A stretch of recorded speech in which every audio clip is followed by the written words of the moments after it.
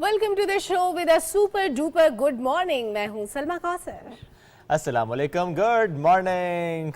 मेरा वाला खराब हो गया था। नहीं, आपका भी अच्छा था, आपका भी अच्छा था। एनीवेज जी, प्रोग्राम में खुशामदीद कहेंगे मोहम्मद शुएब एंड सलमा कौसर की तरफ से। इस प्रोग्राम में आपको खुशामदीद कहते हैं और प्रोग्राम में सबसे पहले बात हम करते हैं यूएन जनरल असम्बली की और उसके सालाना इजलास की बात करते हैं। वज़ीर-ए-आज़म पाकिस्तान मियां मोहम्मद शहबाज शरीफ साहब वहाँ पर मौजूद हैं और इस मौके पर आलमी रहनुमाओं से, मालियाती इदारों के सरबराहों से जो मुलाकातें हैं उनका सिलसिला जारी है। बड़ी अहम मुलाकातें होती हैं, कुछ वफूद की सतह पर मुलाकातें होती हैं और कुछ ये वन ऑन वन मुलाकातें होती हैं जो कि बड़ी अहम है और इसके दूर रस नताइज जो हैं वो नज़र आते हैं। बिल्कुल, ये मुलाकातें भी इंपॉर्टेंट होती हैं और इसके साथ साथ जो वहाँ पे गुफ्तगू होती है वो जाहिर है अपनी एक अलग अहमियत रखती है। तो इस वक्त वज़ीर आज़म ने वहाँ पे जो बातचीत की है उसमें जो सबसे इम्पॉर्टेंट जो चीज़ थी, जो सबसे अहम नुक्ता था, वो था पाकिस्तान में इंसानी अलमिया इस वक्त जो जन्म ले चुका है और सैलाब मुतासरीन की हालत ज़ार कैसी है, वो लोग किन हालात में ज़िंदगी गुजार रहे हैं, ये हमने दुनिया को बताया है, बावर कराया है कि पाकिस्तान के साथ खड़े हों, पाकिस्तान की मदद करें। और इसके अलावा उन्होंने ये भी कहा है कि पाकिस्तान इस वक्त एक बहुत मुश्किल दौर से गुजर रहा है। सैलाब की तबाही जो कि दुनिया के सामने है, इस पर हमें बहुत संजीदगी से तवज्जो देने की ज़रूरत है, ना सिर्फ एड की सूरत में बल्कि क्लाइमेट चेंज की। एग्जैक्टली, हर लिहाज से उसमें ये बड़ा अच्छा है। जो मुलाकातें हैं इसके नताइज भी नज़र आते हैं। तो आलमी जो रहनुमा हैं वो पाकिस्तान में सैलाब की तबाहकारियों पर यकजहती का इजहार कर रहे हैं। मौसमियाती तब्दीली को एक आलमी मसला करार दिया जा रहा है और कहा गया है कि इसका एक ग्लोबल सोल्यूशन हमें मिलकर तलाश करना होगा। यूएन की जनरल असम्बली का इजलास, इसका मौका, वज़ीर-ए-आज़म पाकिस्तान मियां मोहम्मद शहबाज शरीफ को आलमी रहनुमाओं की मैं कहूँगा कि हिमायत इस तरीके से हासिल की जिस तरह से एक मुकदमा ही लड़ा ना पाकिस्तान के इन हालात का जो इस वक्त पाकिस्तान को दरपेश हैं, जो हालात सिंध के हैं, जो हालात बलूचिस्तान के हैं, जो हालात जनूबी पंजाब के हैं, जो हालात अपर एरियाज़ के हैं, नॉर्थ की बात कर रहा हूँ, केपी की बात कर रहा हूँ। तो बहुत से ऐसे अजला, बहुत से ऐसे इलाके जहाँ की नुमाइंदगी कर रहे हैं इस वक्त वज़ीर-ए-आज़म पाकिस्तान मियां मोहम्मद शहबाज शरीफ साहब के। ठीक है, खबर में तो सुनते आए, देखते आए, पढ़ते आए क्या हालात पाकिस्तान के, लेकिन अब ज़रा बताना होगा डिटेल के साथ कि ये जो पाकिस्तान ने इस बार फेस किया है ना, ये कोई एक तो पहली बार नहीं है और अगर हालात ऐसे रहे, अगर ग्लोबल सोल्यूशन की तरफ ना बढ़े तो ये पहला वाक़या नहीं होगा इस तरह का, इस तरह की तबाही का। हम आइंदा आने वाले सालों में भी ऐसी तबाही खुदा न खास्ता देखेंगे, लेकिन हम अफोर्ड नहीं कर सकते, कोई खत्ता अफोर्ड नहीं कर सकता, कोई मुल्क अफोर्ड नहीं कर सकता। तो ग्लोबल सोल्यूशन इस वक्त रिक्वायर्ड है। और शेब, अभी तो रिसर्चेस भी सामने आ रही हैं कि अभी तक जो तबाही हुई है आने वाले सालों में इससे 50% ज़्यादा बारिशें हो सकती हैं। यानी अगर 1000 मिलीमीटर बारिशें हुई हैं तो 1500 तक हो सकती हैं, यानी तबाही इससे ज़्यादा होगी। 2010 के बाद ये वाला सैलाब और अब अल्लाह ना करे अगर इससे बड़ा सैलाब आया तो बहुत तबाही होगी, इससे ज़्यादा तबाही होगी और इतनी जल्दी हो जाएगा ये सब कुछ कि अभी हम शायद अभी इस वक्त जो पाकिस्तान में सूरत हाल है इससे भी नहीं निकल पाए होंगे और एक और ख़तरा हमारे सामने खड़ा होगा। तो अभी से अगर हमने इक़दाम ना किए तो हम इस डैमेज को कंट्रोल करने के काबिल नहीं रहेंगे। और जो यहाँ पर इस वक्त हालात हैं, जो जिस हम पहले भी बात करते आए कि 24 आवर्स में उनको रिपोर्ट दी जाती है, 24 घंटे 48 घंटे पीएम को खुद रिपोर्ट दी जाती है, वो देखते हैं, इसको मॉनिटर करते हैं, भले वहाँ पर मौजूद हों, लेकिन जो हालात यहाँ पर हैं उसका भी वो जायजा बखूबी ले रहे हैं। कल भी उन्होंने ऑनलाइन एक मीटिंग एक वर्चुअल मीटिंग उन्होंने हेड की। ये बहुत अहम है कि पीएम साहब खुद इसको, भले वो जहाँ पर भी हों, जिस मुल्क में भी हों, जिस इंपॉर्टेंट इवेंट में भी हों, लेकिन उनकी जो तवज्जो यहीं पर है, उनका ज़ाहिर है सारा फोकस यहाँ पर है कि इस इशू को बिल्कुल हमने अनएड्रेस नहीं छोड़ना। और ऐसे में उन्होंने जो खुराक बनाने वाली कंपनीज है ना, मैं बात बच्चों की खुराक की कर रहा हूँ, मैं बात दूध बनाने वाली कंपनीज की कर रहा हूँ, उन्होंने जोर दिया है कि जो मकामी कंपनीज हैं वो सैलाब ज़दा इलाकों में ये खुराक, बच्चों का दूध पहुंचाने के लिए बहुत ज़्यादा कोशिश करें। कहीं पर ऐसा ना हो कि हम कहें कि जी बच्चों का दूध यहाँ पर नहीं पहुंचा, जो सॉफ्ट फूड्स होते हैं वो नहीं पहुंचे, तो वहाँ पर पहुंचना बहुत अहम है। इसलिए मकामी कंपनीज पर जोर दिया गया और ये हम देख भी रहे हैं कि इस पर इंशाल्लाह आइंदा आने वाले दिनों में कि बहुत से ऐसे इलाके जहाँ से पहले कंप्लेंट्स आ रहे थे कि बच्चों का दूध नहीं है, वहाँ पर ये चीज़ें रिजॉल्व होती चली जाएंगी। बिल्कुल शेब, क्यों ना हम इस पर एनालिसिस ले लें। अभी तक की जो सूरत हाल है, मुलाकातें भी हो रही हैं और इसके अलावा जो एड्रेस भी किया, बिलावल भुट्टो साहब ने भी कल नौजवान वज़ीर ख़ारजा की जो कॉन्फ्रेंस थी उससे खिताब किया। इसके अलावा वज़ीर आज़म वहाँ बैठ के जो मीटिंग सेट कर रहे हैं, इन सारी चीज़ों पे बात कर लेते हैं। सीनियर सहाफ़ी तज्ज़ियाकार मुर्तज़ा सोलंकी साहब हमारे साथ मौजूद हैं। मुर्तज़ा सोलंकी साहब, गुड मॉर्निंग, कैसे हैं आप? आप ठीक हैं? अच्छा, ठीक से आवाज़ आ नहीं रही है, हम दोबारा से ट्राई करते हैं ताकि हम सुन पाएँ मुर्तज़ा साहब को, और हम उनसे जानना ये चाह रहे हैं कि तज्ज़िया उनका। जी ठीक है, आपकी आवाज़ अब कुछ आ रही है सर। अगर सुन पा रहे हैं सर, तो जानना चाह रहे हैं कि जो मसरूफ़ तरीन जिस तरह वहाँ पर इस वक्त उनका शेड्यूल है शहबाज शरीफ साहब का, कि एक तरफ फोकस है UN general assembly, side line मुलाकातें, लेकिन साथ ही पाकिस्तान में जो हालात हैं, जो मीटिंग्स यहाँ पर हैं, उनको भी चेयर कर रहे हैं वहीं से बैठ कर। कितनी सीरियसनेस और कितनी इसकी एक पॉजिटिविटी नज़र आती है हमें सीरियसनेस की? फिर देखें, ये संजीदगी तो आपको बहुत साफ नजर आती है, जैसा कि आपने खुद बताया कि जो टेक्नोलॉजी है उसका फ़ायदा वज़ीर आज़म उठा रहे हैं कि वो वहाँ पर तो मीटिंग्स कर ही रहे हैं, मुख्तलिफ लोगों से मिल रहे हैं, दुनिया के ममालिक के सरबराहान से और उनके अहम एहलकारों से मिल रहे हैं, लेकिन पाकिस्तान के अंदर भी वो नज़र रखे हुए हैं। तो वो जो ऑनलाइन मीटिंग्स हैं वो कल तक भी जारी रही, जो रिव्यू मीटिंग्स हैं। लेकिन मेरे ख्याल में जो सबसे अहम बात है वो ये है कि एक सिफारती तन्हाई के बाद, जो कि पिछली हुकूमत के दौर में हमें मिली, अब आप देखें कि कल अमेरिका के सदर ने जो तकरीर की, उन्होंने पाकिस्तान में जो तबाही है उसका जिक्र किया, उन्होंने कर्जों को किसी तरह से मौखर करने और उन पर बातचीत करने के लिए उसका जिक्र किया, और उन्होंने कहा कि जो है वो पाकिस्तान की मदद करने की ज़रूरत है। इसी तरह से आपने देखा कि जो साबिक अमरीकी वज़ीर ख़ारजा, जो अब माहौलियात के वज़ीर हैं, जॉन केरी, जिनके नाम पे केरी लूगर बिल जो है वो भी मशहूर है, उनसे उनकी मुलाकातें हुई हैं। जो मौजूदा वज़ीर ख़ारजा है टोनी ब्लिंकन, उनके साथ मुलाकातें हुई हैं। यूरोपीय यूनियन के सदर जो है खातून यूरोपियन कमीशन के, उनके साथ मुलाकात हुई है। उन्होंने कहा है कि हम पाकिस्तान की मजीद मदद करेंगे। वर्ल्ड बैंक के जो प्रेसिडेंट हैं, उन्होंने कहा है कि हम कोई 85 करोड़ डॉलर जो है वो रिपर्पज करके पाकिस्तान को देंगे। तो इसी तरह से आप ये देखें, IMF की जो सरबराह हैं, उनके साथ उनकी मुलाकातें हुई हैं। तो लगता है कि वो शहबाज शरीफ साहब और उनकी जो टीम है, जिनमें वज़ीर ख़ारजा और वज़ीर ममलकत हिना भी हैं, तो वो मुसलसल जो है वो जो वर्ल्ड लीडर्स हैं उनके साथ इंगेज कर रहे हैं। अक़वाम मुत्तहिदा के प्रेसिडेंट से उनकी मुलाकात हुई है।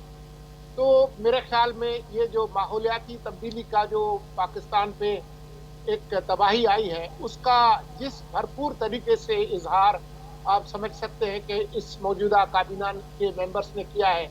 कल ही मैं देख रहा था कि गार्जियन जो बहुत मशहूर अखबार है बरतानिया का, उसमें शेरी रहमान जो माहौलियात की वजीर हैं, उनका एक बहुत ही ज़ोरदार किस्म का आर्टिकल आया है। तो इस तरह की लीडरशिप, इस तरह के बहरान के अंदर उसकी ज़रूरत थी, और तमाम तर हमारी जो मुश्किलात हैं उसके बावजूद हमें खुश होना चाहिए कि कम से कम हमारे पास ऐसी एक तजुर्बाकार लीडरशिप है जो कि दुनिया को इंगेज कर सकती है और कर रही है।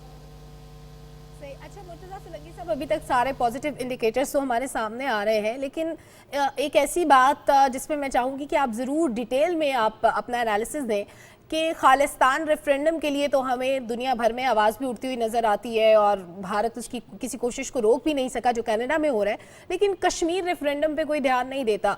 रजब तैयब एर्दोगान ने भी जब एड्रेस किया, उन्होंने कश्मीर के तनाज़े को हल करने के लिए बात की, उन्होंने कहा 7 दहाइयाँ हो गई, अब इस मामले को हल होना चाहिए। पाकिस्तान बारहा कहता रहा, भारत की नाइंसाफियों का जिक्र बार बार होता रहा माजी में भी। इसके अलावा हमने 12 डोसियर भी पेश किए दुनिया के सामने, हमने बताया कि कितना जुल्म भारत कर रहा है इस वक्त कश्मीर के अंदर, लेकिन अभी तक ये मामला क्यों हल नहीं हो रहा? देखें, अब ये मामला, इसकी एक लंबी तारीख है, 75 साल हो गए हैं, लेकिन आप जो बात कह रही हैं वो दुरुस्त है, और उसकी जो वजह है वो ये है कि हमें समझना होगा कि दुनिया में जो निज़ाम है, रियासतों के दरमियान जो ताल्लुकात हैं और रियासतों के एक दूसरे के मौक़िफ़ के बारे में जो एक पोजीशन है, वो इस हवाले से नहीं है कि जी आलमी जो उसूल हैं और जो इंसानी अखलाकियात है उसकी बुनियाद पर हो। बदकिस्मती ये है कि ये मुल्कों के जो आपस के जो ताल्लुकात हैं, उनकी जो मुआशी हैसियत है, उनके जो मफादात हैं, रियासतों के मफादात होते हैं, और उस हवाले से हम देखते हैं कि मुख्तलिफ मसाइल पर अभी आप ये इसी को देख लें कि अफ़गानिस्तान के जो लोग हैं वो किस हाल में हैं इस वक्त। लेकिन अभी जो यूक्रेन और रूस की जो जंग है उसमें यूरोप के अंदर यूक्रेन के जो पनाहगुज़ीन हैं उनके लिए कितनी आवभगत है। तो बहुत सारे ऐसे मामलात हैं। आप ये देखें कि जब 5 अगस्त को भारत ने आर्टिकल 35 ए और 370 को ख़त्म किया, तो उसके बाद हमारे पास जो पाकिस्तान की जो भी हुकूमत थी उन्होंने अपने तौर पर ज़रूर कोशिश की होगी, लेकिन हमें कितने ममालिक ने हमारे साथ खड़े हुए, खुद इस्लामी ममालिक। तो ये एक तल्ख़ हकीकत है। लेकिन आप ये ज़रूर ज़हन में रखें कि जो आलमी मीडिया है और जो आलमी इंसानी हुकूक के इदारे हैं, उन्होंने कश्मीर में जो लोगों के साथ जो मज़ालिम हुए हैं, जो इंसानी हुकूक की पामाली है, जो नक़्ल हरकत के जो कदगने हैं, जो लॉकडाउन रहे हैं, तो उन पर आवाज़ ज़रूर उठाई है। और इसमें मुर्तज़ा साहब ये चूंकि एक अपडेट भी है तो उस पर भी ज़रूर कमेंट कीजिएगा। जो न्यूयॉर्क में कश्मीर से मुताल्लिक OIC राब्ता ग्रुप का इजलास हुआ और वज़ीर ख़ारजा बिलावल साहब ने कहा कि ख़ित्ते में अमन के लिए मसला कश्मीर का हल नागुज़ीर है और भारत जिस तरह से मुसलसल UN की करारदादों की और आलमी क़वानीन की धज्जियाँ उड़ा रहे हैं, इसमें हमें बहुत संजीदगी दिखानी होगी और आलमी सतह पर दिखानी होगी। क्योंकि बात कश्मीर की निकली तो ये OIC का राब्ता ग्रुप, ये कितनी इसकी अहमियत है इस टाइम पर? देखिए, OIC राब्ता ग्रुप पहले भी कश्मीर के हवाले से ये इस तरह की पोजीशन लेता रहा है और पाकिस्तान की हिमायत की है, लेकिन वो हिमायत जो है वो अखलाकी उसूलों के तहत ही है, उससे बढ़कर नहीं है। हमारे बहुत सारे जो इस्लामी ममालिक हैं उनके भारत के साथ बहुत अच्छे ताल्लुकात हैं। कुछ ममालिक के जो तिजारत है भारत के साथ वो पाकिस्तान से कई गुना ज़्यादा है और उनकी स्ट्रेटेजिक जो शराकतदारी जो है वो भी मौजूद है। तो असल बात यह है कि बयान के हद तक तो बिल्कुल ठीक है। सर यानी इसका मतलब ये हुआ कि किसी भी मुल्क का अगर वेस्टेड इंटरेस्ट है इंडिया के साथ, वो चाहे फिर इस्लामी मुल्क हो चाहे कोई और मुल्क हो, बिकॉज हम ये भी देखते हैं कि भले चाइना और इंडिया के दरमियान कोई तनाज़ा हो लेकिन तजारत हो रही होती है। बहुत से और मुल्क ऐसे हैं, भले कोई इशूज़ हो बट तजारत हो रही होती है। ये वेस्टेड इंटरेस्ट ऐसा है जो कि एक बैरियर बन जाता है। सर देखिए जी, रियासतों को अपना वजूद कायम रखना होता है और उस हवाले से वो बहुत सारे मुश्किल फैसले भी करते हैं। अब आप देखें, अमेरिका और चीन के बहुत सारे मामला पे ताइवान से लेकर और भी बहुत सारे इशू पर कितने झगड़े फसाद और बयानबाजी होती है, लेकिन आप चीन और अमेरिका की तिजारत का वॉल्यूम देख लें तो वो ख़त्म नहीं होता, क्योंकि उसमें दोनों के मफादात हैं। तो इसलिए इस तरह की चीज़ें आपको नजर आएंगी। लेकिन बात यह है कि मोदी साहब जिस तरीके से भारत को लेकर गए हैं उसमें भारत की बहुत सुबकी हुई है दुनिया भर में। जिस तरीके से वो एक बजाय एक सेक्युलर जमहूरियत के एक हिंदुत्व रियासत बनाने पर तुले हुए हैं, तो उस पे वहाँ पर जो इंसानी हुकूक और प्रेस की आज़ादी वो भी बहुत मुतासर हुई है भारत में। बिल्कुल ठीक है। मुर्तज़ा सोलंकी साहब बहुत शुक्रिया, साथ मौजूद थे, हमसे गुफ्तगू कर रहे थे। और चूंकि बात यूएन जनरल इजलास की हो रही है, मुलाकातों की हो रही है, हमारे नुमाइंदे रियाज बरकी, उनको हम उनसे बात करते हैं और उनसे हम जानने की कोशिश करेंगे कि कुछ मुलाकातें जो हो गई, एक तो हम उसका ओवरव्यू भी जिस तरह आपसे शेयर करते हैं, इसमें बड़ा अहम है ये जिक्र करना भी कि IMF की मैनेजिंग डायरेक्टर से भी मुलाकात होना, वर्ल्ड बैंक ग्रुप के सदर से मुलाकात होना। नहीं, हम देख रहे हैं कि इन मुलाकातों से फाइनेंशियल एस्पेक्ट ज़ाहिर है बड़ा जुड़ा होता है और पाकिस्तान के फाइनेंशियल एस्पेक्ट से हम सब वाकिफ हैं कि जिस तरह से खबरें भी आती हैं, जिस तरह के हालात में फिर सैलाब ने कितनी तबाही मचाई, तो ज़ाहिर है we all need that support, that financial support. तो वो इन मुलाकातों से हमें नजर आती है। और इस सारे सिनेरियो में जो अभी एंटोनियो गुतेरेस का हालिया दौरा है पाकिस्तान का, दैट इज वेरी इंपॉर्टेंट, क्योंकि उन्होंने कहा कि जब मैं वापस जाऊंगा तो मैं अपील करूंगा कि पाकिस्तान के जो कर्जे हैं उनमें कुछ रियायत बरती जाए, नरमी बरती जाए, उनकी वापसी से मुतालिक जो शेड्यूल है रीशेड्यूलिंग हो जाए या वो माफ कर दिए जाए, जो भी पॉसिबिलिटी हो। क्योंकि पाकिस्तान पर इतनी बड़ी मुश्किल है कि अगर हम सूद की मद में वो सारे पैसे वहां देते रहेंगे तो हम अपने मुल्क के मामलात कैसे चलाएंगे। तो इस वक्त जो मुलाकातें हो रही हैं, अगर हम उस पे मजीद डिटेल लेने, आज कौन सी मुलाकातें शेड्यूल हैं, आज कौन सी मुलाकातें और फिर एड्रेस भी शेड्यूल्ड है कल के लिए। रियाज बरकी साहब हमारे साथ मौजूद है, नुमाइंदा PTV न्यूज़। रियाज बरकी साहब, अभी तक कुछ मुलाकातें तो हो चुकी हैं वज़ीर आज़म की, आज के दिन और क्या मसरूफियात रहेंगी और फिर कल एड्रेस तक इस दौरान क्या कुछ होने वाला है, इन हैपनिंग्स के मुतालिक जरा बताइएगा। जी बिल्कुल, देखिए वज़ीर आज़म शहबाज शरीफ जो हैं इस वक्त न्यूयॉर्क में हैं और जब से वो पहुंचे हैं तो इंतहाई मसरूफ़ उनका दिन गुजरता है روزانہ ان کی عالمی رہنماؤں سے ملاقاتیں ہو رہی ہیں۔ اس کے علاوہ جس طرح آپ نے بتایا اور دیکھا بھی کہ عالمی مالیاتی جو بڑے بڑے ادارے ہیں جیسے عالمی بینک ہو گیا، عالمی مالیاتی فنڈ ہو گیا، ان کے رہنماؤں سے بھی ملاقاتیں ہو رہی ہیں۔ پھر یہ ہے کہ جو دوست ممالک ہیں ان کے سربراہان سے ملاقاتیں ہو رہی ہیں، ترکیہ کے صدر سے بھی ملاقات شیڈیول ہے، دیگر جو عرب ملکوں کے وفود ہیں ان سے ملاقاتیں ہوں گی۔ بنیادی طور پر ان کا یہ جو وزٹ ہے، جی ایک تو یہ ہے کہ جو پاکستان کی اس وقت صورتحال ہے ان کو ایک بہت بہترین موقع مل رہا ہے کہ وہ ایک دنیا کے سب سے بڑے جو فورم ہیں اس پر پاکستان کی صورتحال کو وہ اجاگر کریں گے۔ اور میں آپ کو یہ بھی بتا دوں کہ اس وقت جو اقوام متحدہ کے جو ایجنڈے پر عالمی جو سب سے سر فہرست جو بین الاقوامی چیلنجز ہیں ان میں سب سے بڑا ماحولیاتی تبدیلی کا چیلنج ہے، پھر اس کے جی بعد اچھا، چونکہ تحفظ۔ ریاض صاحب اب ماحولیاتی تبدیلی کے چیلنج کی آپ نے بات کی تو ہم ضرور یہاں پہ ایک دفعہ بات بھی کرنا چاہیں گے، چونکہ this is the biggest challenge we are facing right now. اور جو بائیڈن صاحب امریکی صدر انہوں نے جب تقریر کی تو انہوں نے بھی پوری دنیا کی توجہ اس طرف مبذول کرائی کہ جو پاکستان میں اس وقت حالات ہیں کلائمیٹ چینج کی وجہ سے جو حالات اس وقت ہیں، بلکہ جملہ میں ضرور کوٹ کروں گا، انہوں نے کہا کہ we all know we are already living in a climate crisis. تو یہ کہنا اور اس کے بعد پاکستان کے حالات کی بات کرنا اور یہاں پر توجہ مبذول کرنا بڑا اہم ہے۔ چاہوں گا ذرا اس کا بھی احاطہ کیجیے گا۔ ایک تو ظاہر ہے اس کی سگنیفیکینس بہت زیادہ ہے نا کہ جب امریکی صدر یہ بات کر رہے ہیں تو دیکھیے میں آپ کو بتاؤں کہ یہ اس کی بنیاد کہاں سے شروع ہوئی۔ جب ابھی ایس سی او شنگھائی تعاون تنظیم ہوئی، وہاں پر وزیر اعظم نے بڑے مؤثر طریقے سے اس ایشو کو اٹھایا۔ وہاں کے جو بڑے بڑے جو ملک ہیں، جو رہنما ہیں، انہوں نے نہ صرف یہ کہ اس ایشو کو تسلیم کیا بلکہ پاکستان کا جو موقف تھا اس کو تسلیم کیا۔ پھر اس سے پہلے آپ یاد کریں جب اقوام متحدہ کے سیکرٹری جنرل انطونیو گوتریس نے پاکستان کا وزٹ کیا، اپنی آنکھوں سے دیکھا، تو انہوں نے بڑا زور دیا اور ان کی ایک بات خاص طور پہ تھی کہ اس نے کہا کہ یہ جو وقت ہے یہ کوئی ایسا نہیں ہے کہ اس میں یہ صرف محض یکجہتی کا ہے ایشو۔ انہوں نے کہا کہ یہ انصاف کا معاملہ ہے کہ دنیا کی جو بڑی پاورز ہیں، جو دنیا کی بڑی صنعتی قوتیں ہیں، ان کے جو اعمال ہیں اس کی جو سزا ہے وہ پاکستان کو مل رہی ہے۔ اور ان کا یہ کہنا تھا کہ وہ جو اتنے عرصے سے ایک ایڈوکیسی کر رہے تھے کہ ماحولیاتی تبدیلی کے اثرات ہیں، وہ اب ایک بات نہیں رہی، ایک کوئی فلسفہ نہیں رہا، بلکہ وہ ایک ڈراؤنے خواب کے طور پر سامنے آ گیا ہے اور اس کا جو نقطہ آغاز ہے وہ پاکستان ہے۔ تو وزیر اعظم نے وہاں سے شروع کیا اور آپ یہ دیکھیے کہ سب سے پہلی جو اقوام متحدہ کی افتتاحی تقریر تھی وہ بھی انطونیو گوتریس تھی، اور زیادہ تر وقت انہوں نے پاکستان پر فوکس کیا، پاکستان کا خصوصی طور پر ذکر کیا، یہ جو حالیہ تباہی ہوئی ہے، اور دنیا سے کہا کہ وہ پاکستان کے ساتھ کھڑا ہو۔ دوسری تقریر جو جنرل اسمبلی کے صدر تھے انہوں نے بھی پاکستان کے ساتھ اظہار یکجہتی کیا، خاص طور پر پاکستان کا ذکر کیا اور عالمی برادری سے کہا کہ پاکستان کے ساتھ کھڑا ہونے کا وقت ہے۔ اور کل آپ نے رات کو جس طرح سنا کہ امریکی صدر جو بائیڈن نے خاص طور پر کہا، انہوں نے کہا کہ انسانیت اس کا جو ہے خمیازہ بھگت رہی ہے ماحولیاتی تبدیلی کے اثرات کا، اور پاکستان کا بھی انہوں نے خاص طور پر ذکر کیا اور کہا کہ پاکستان کو اس وقت امداد کی ضرورت ہے۔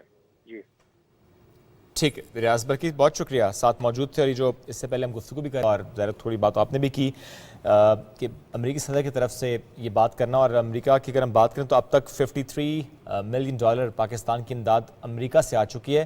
وہ الگ بات ہے کہ یہ ہم سب جانتے ہیں کہ یہ امداد ناکافی ہے، یہ بالکل ایسے جیسے ایک اونٹ کے منہ میں زیرے کے ان کے برابر منہ میں ہے۔ زیرے کے برابر ہے۔ بالکل آپ نے درست مثال دی، تو اس لیے ہمیں مزید مدد بھی درکار ہے۔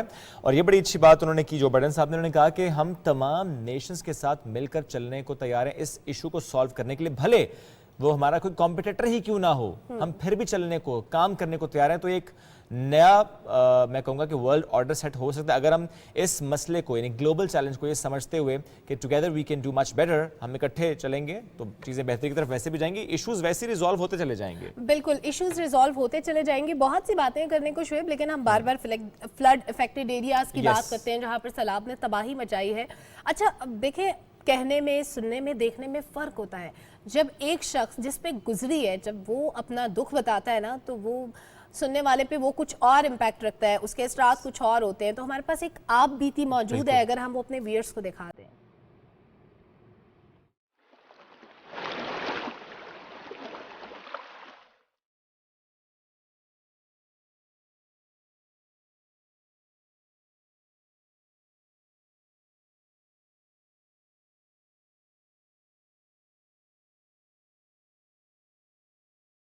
साडा ना खमजाद हुए असा आप लोग ते शोर कोटी चरावण वाले जिला साडा देरा स्मेल खान है साडे दो पुत्री ही कुता दमान तेरा दांजे की तांजे 4 धीरियन मेडियन ते ही के खावंदे ठीक मैं साडा खटण कमावण वाला कोई कोनी जना साडा मजदूर है असा गरीब लोग सारे बार गुए चुनदे लकड़ियां चुनदे विचेने गुजारा करन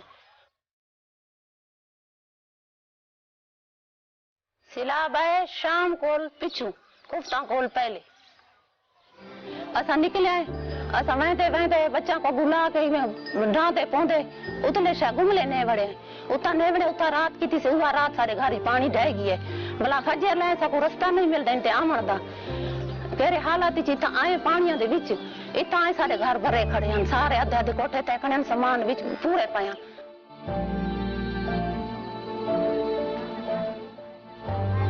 कुल सिला विच खराब थी है कोई हिक आधे कोई इंडिका दी चूंड सादी एक चूंड भी कोनी बची 2 कमरे साढ़े ढाई कच्चे कोठे एक पुत्र दा कच्चा कोठा एक किचन हर शय बन्नी टूटी गई है इनते सारा महल्ला कुल ढह गई है सारी हर शय तबाह थी गई है क्या पुछदा असारुल मैदा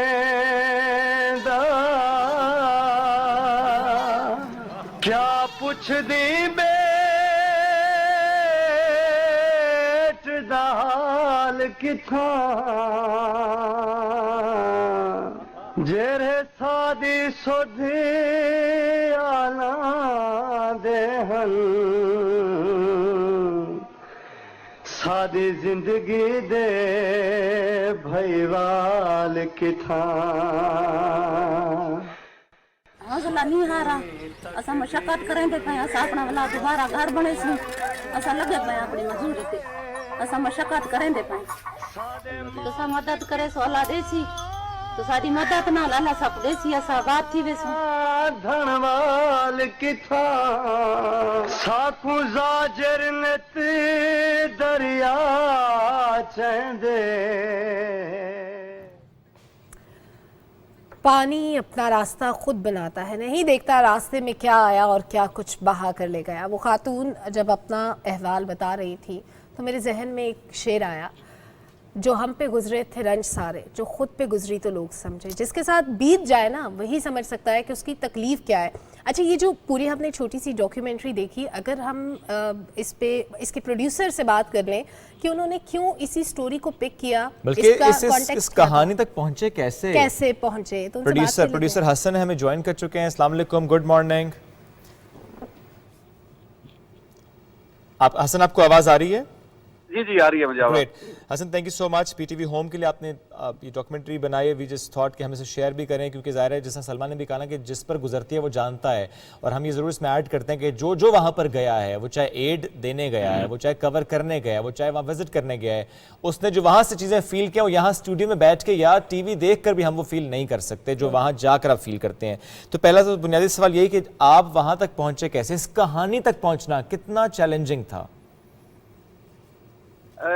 हम लोगों ने, मैं स्टोरी रिसर्च में यहीं से इस्लामाबाद से हमने काफ़ी लोगों से कांटेक्ट किया कि मैंने एक ट्रैवल प्लान स्टार्ट किया DI खान से, DG खान, राजनपुर, फिर यहाँ से हम सखर, यहाँ से शिकारपुर और यहाँ से होते होते हम कमर शहदाद पोर्ट पहुँचे।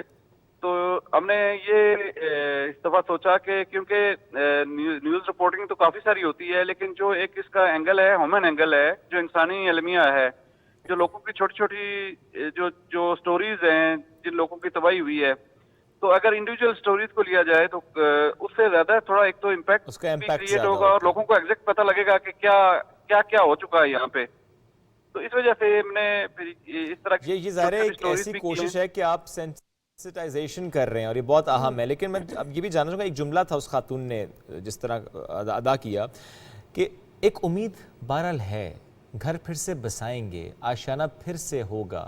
वो उम्मीद नजर आई आपको वहां पर? इस कहानी की नहीं, मैं जनरल जो आपने देखा वहां पर, ये उम्मीद नजर आई आपको या कुछ नाउमीदी सी थी कहीं पर?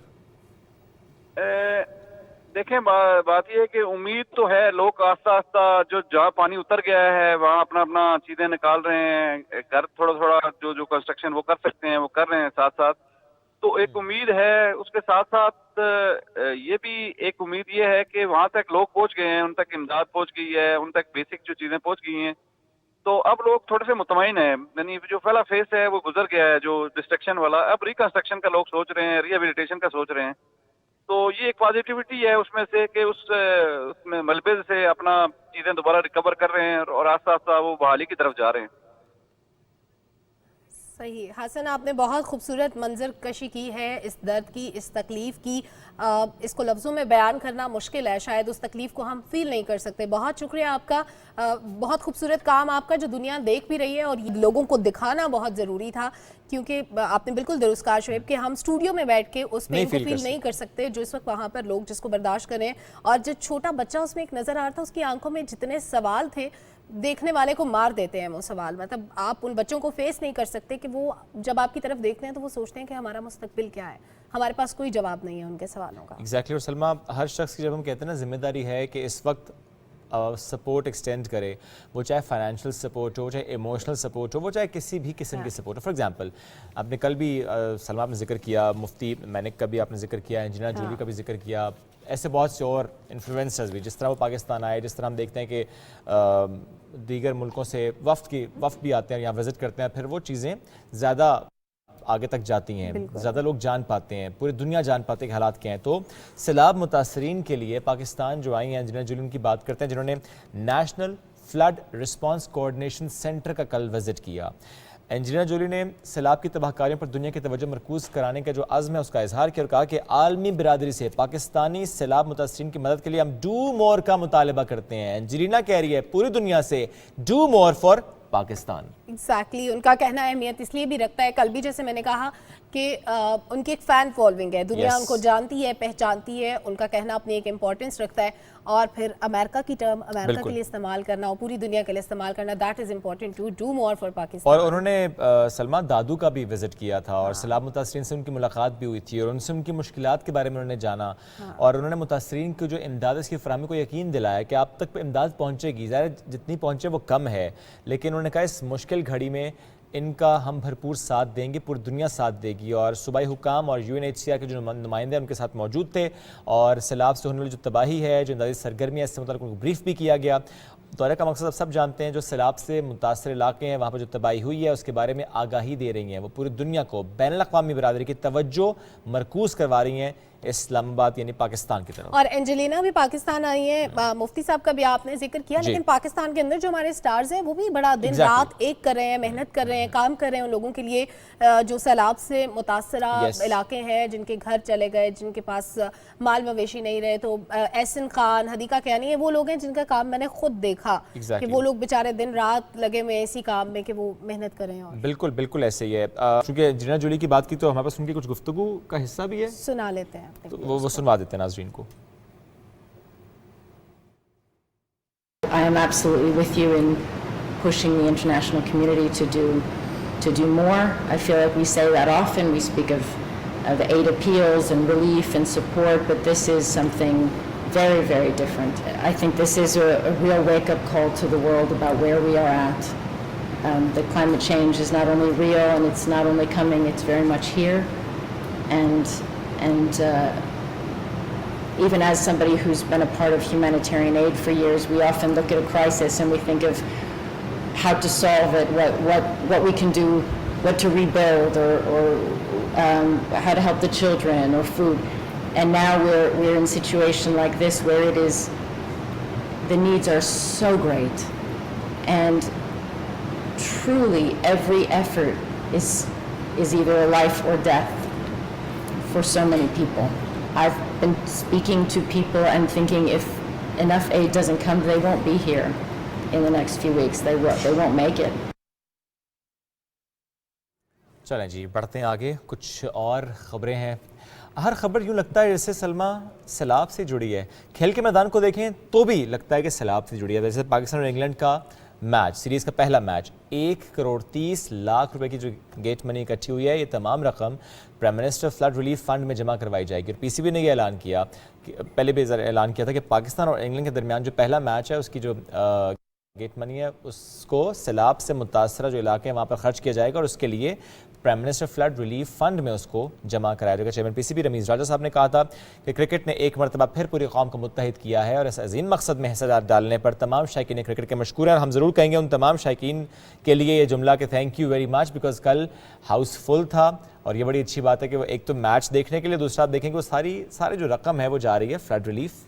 और 17 साल के बाद इंग्लिश क्रिकेट टीम पाकिस्तान आई है तो लोग बड़े इंटरेस्ट के साथ ये मैचेस देख भी रहे हैं। तो आपने बिल्कुल ठीक कहा कि जिस भी फील्ड की तरफ हम देखते हैं हमें लगता है हर चीज़ सलाब से जुड़ी है, क्योंकि पाकिस्तानी कौम के बारे में हम बार बार कहते हैं इतनी खूबसूरत कौम है कि जब हमारे लोग तकलीफ़ में होते हैं तो हम सारे के सारे लोग सब काम छोड़ के उस एक साइड पे फोकस करते हैं और हम मुत्तहिद हो जाते हैं। हमारे जो क्रिकेट स्टार्स हैं उनको देख लें, हमारी एंटरटेनमेंट इंडस्ट्री के लोग देख लें, हमारे टीचर्स, जिस तरफ भी हम नज़र दौड़ाते हैं हर बंदा फ्लड इफेक्टीज के लिए हमें कुछ ना कुछ करता हुआ नजर आता है अपनी इंडिविजुअल कैपेसिटी में। हमारे छोटे छोटे बच्चों का भी जिक्र होता है तो वो भी अगर किसी ने उम्रे के लिए पैसे जमा किए होते हैं वो देने के लिए पहुंच जाते हैं, कोई जूते पॉलिश करता है वो पैसे देने पहुंच जाता है।